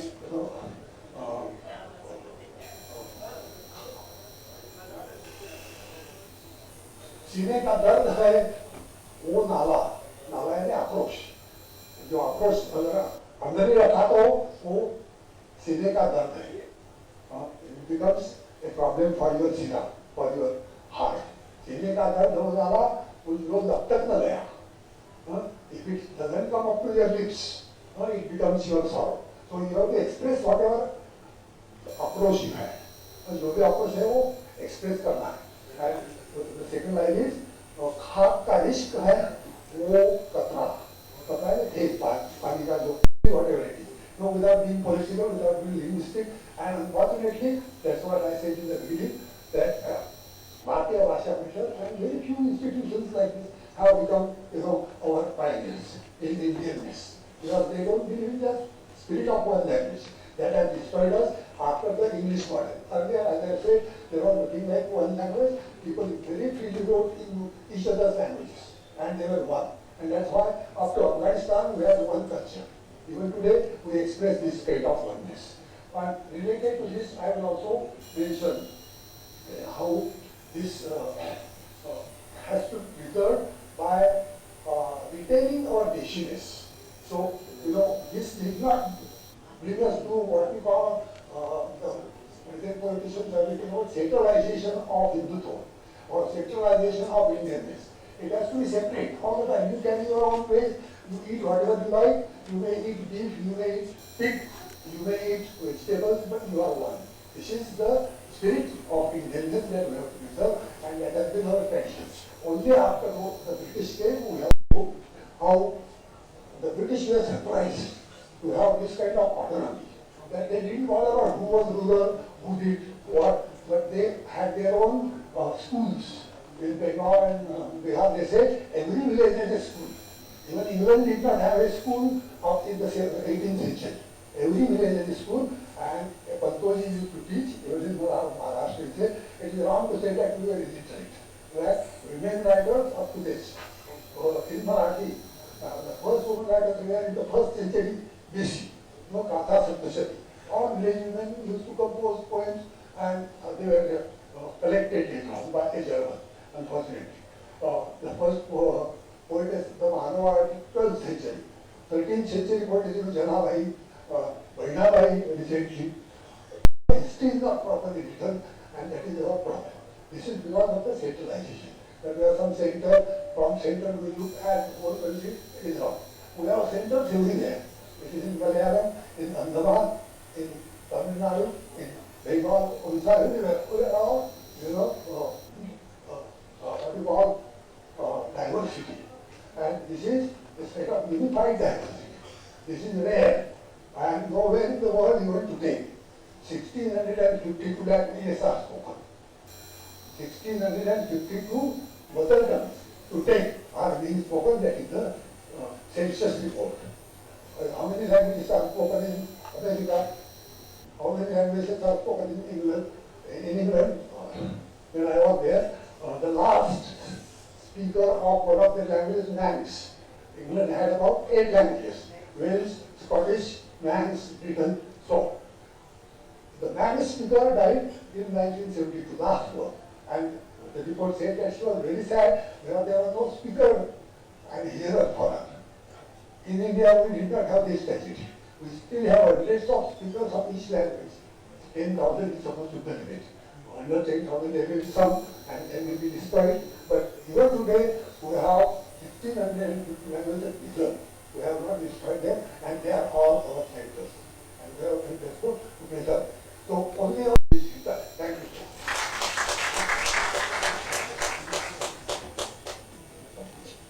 बहुत धन्यवाद आदरणीय भालचंद्र नेमाने जी। आपने बहुत ही सुंदर तरीके से कहा कि हृदय की अनुभूतियों का गंतव्य वास्तव में शब्दों तक पहुंच जाना, वाणी तक पहुंच जाना, शब्दों में व्यक्त हो जाना ही है। आपके प्रति हार्दिक आभार व्यक्त करते हुए मैं धन्यवाद ज्ञापन के लिए इस पूरे कार्यक्रम के समन्वयक, संयोजक, परिषद के निदेशक डॉक्टर शंभुनाथ जी को आमंत्रित करती हूँ।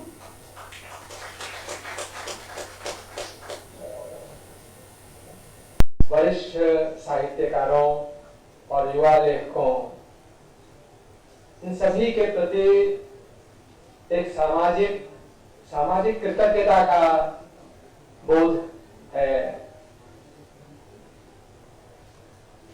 आप सबकी उपस्थिति के बीच भारतीय भाषा परिषद ये संभव कर पाई है।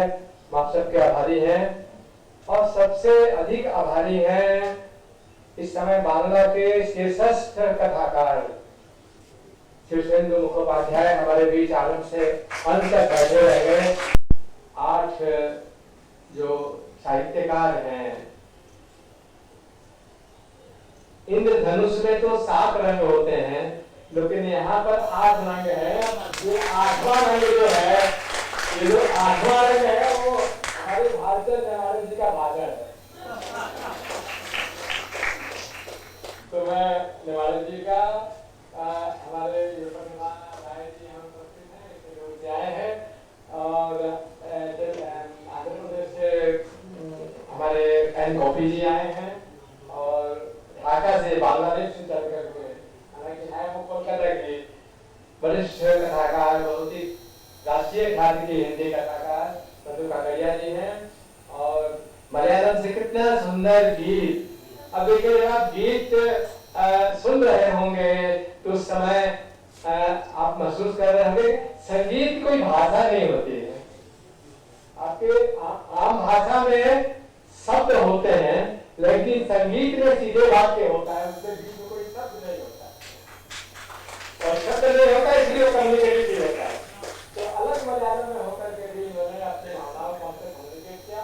बहुत बहुत आभारी है SMS कृष्ण जी के और हमारे राजस्थानी भाषा के और हिंदी में भी लिखते हैं ओम नागर जी के बहुत बहुत आभारी हैं। वामदेव खमन हमारे मणिपुर से आए हैं और मणिपुर से उनका आना हमारे लिए बहुत ही अर्थ रखता है।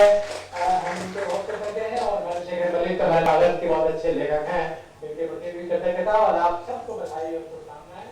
इन्हीं के साथ में अल्पाहार की व्यवस्था है, आपसे अनुरोध है कि आप बाहर चल करके हल्का सा अल्पाहार भोजन ग्रहण करें, चाय ग्रहण करें। आज की सभा यहीं समाप्त होती है। बहुत बहुत धन्यवाद।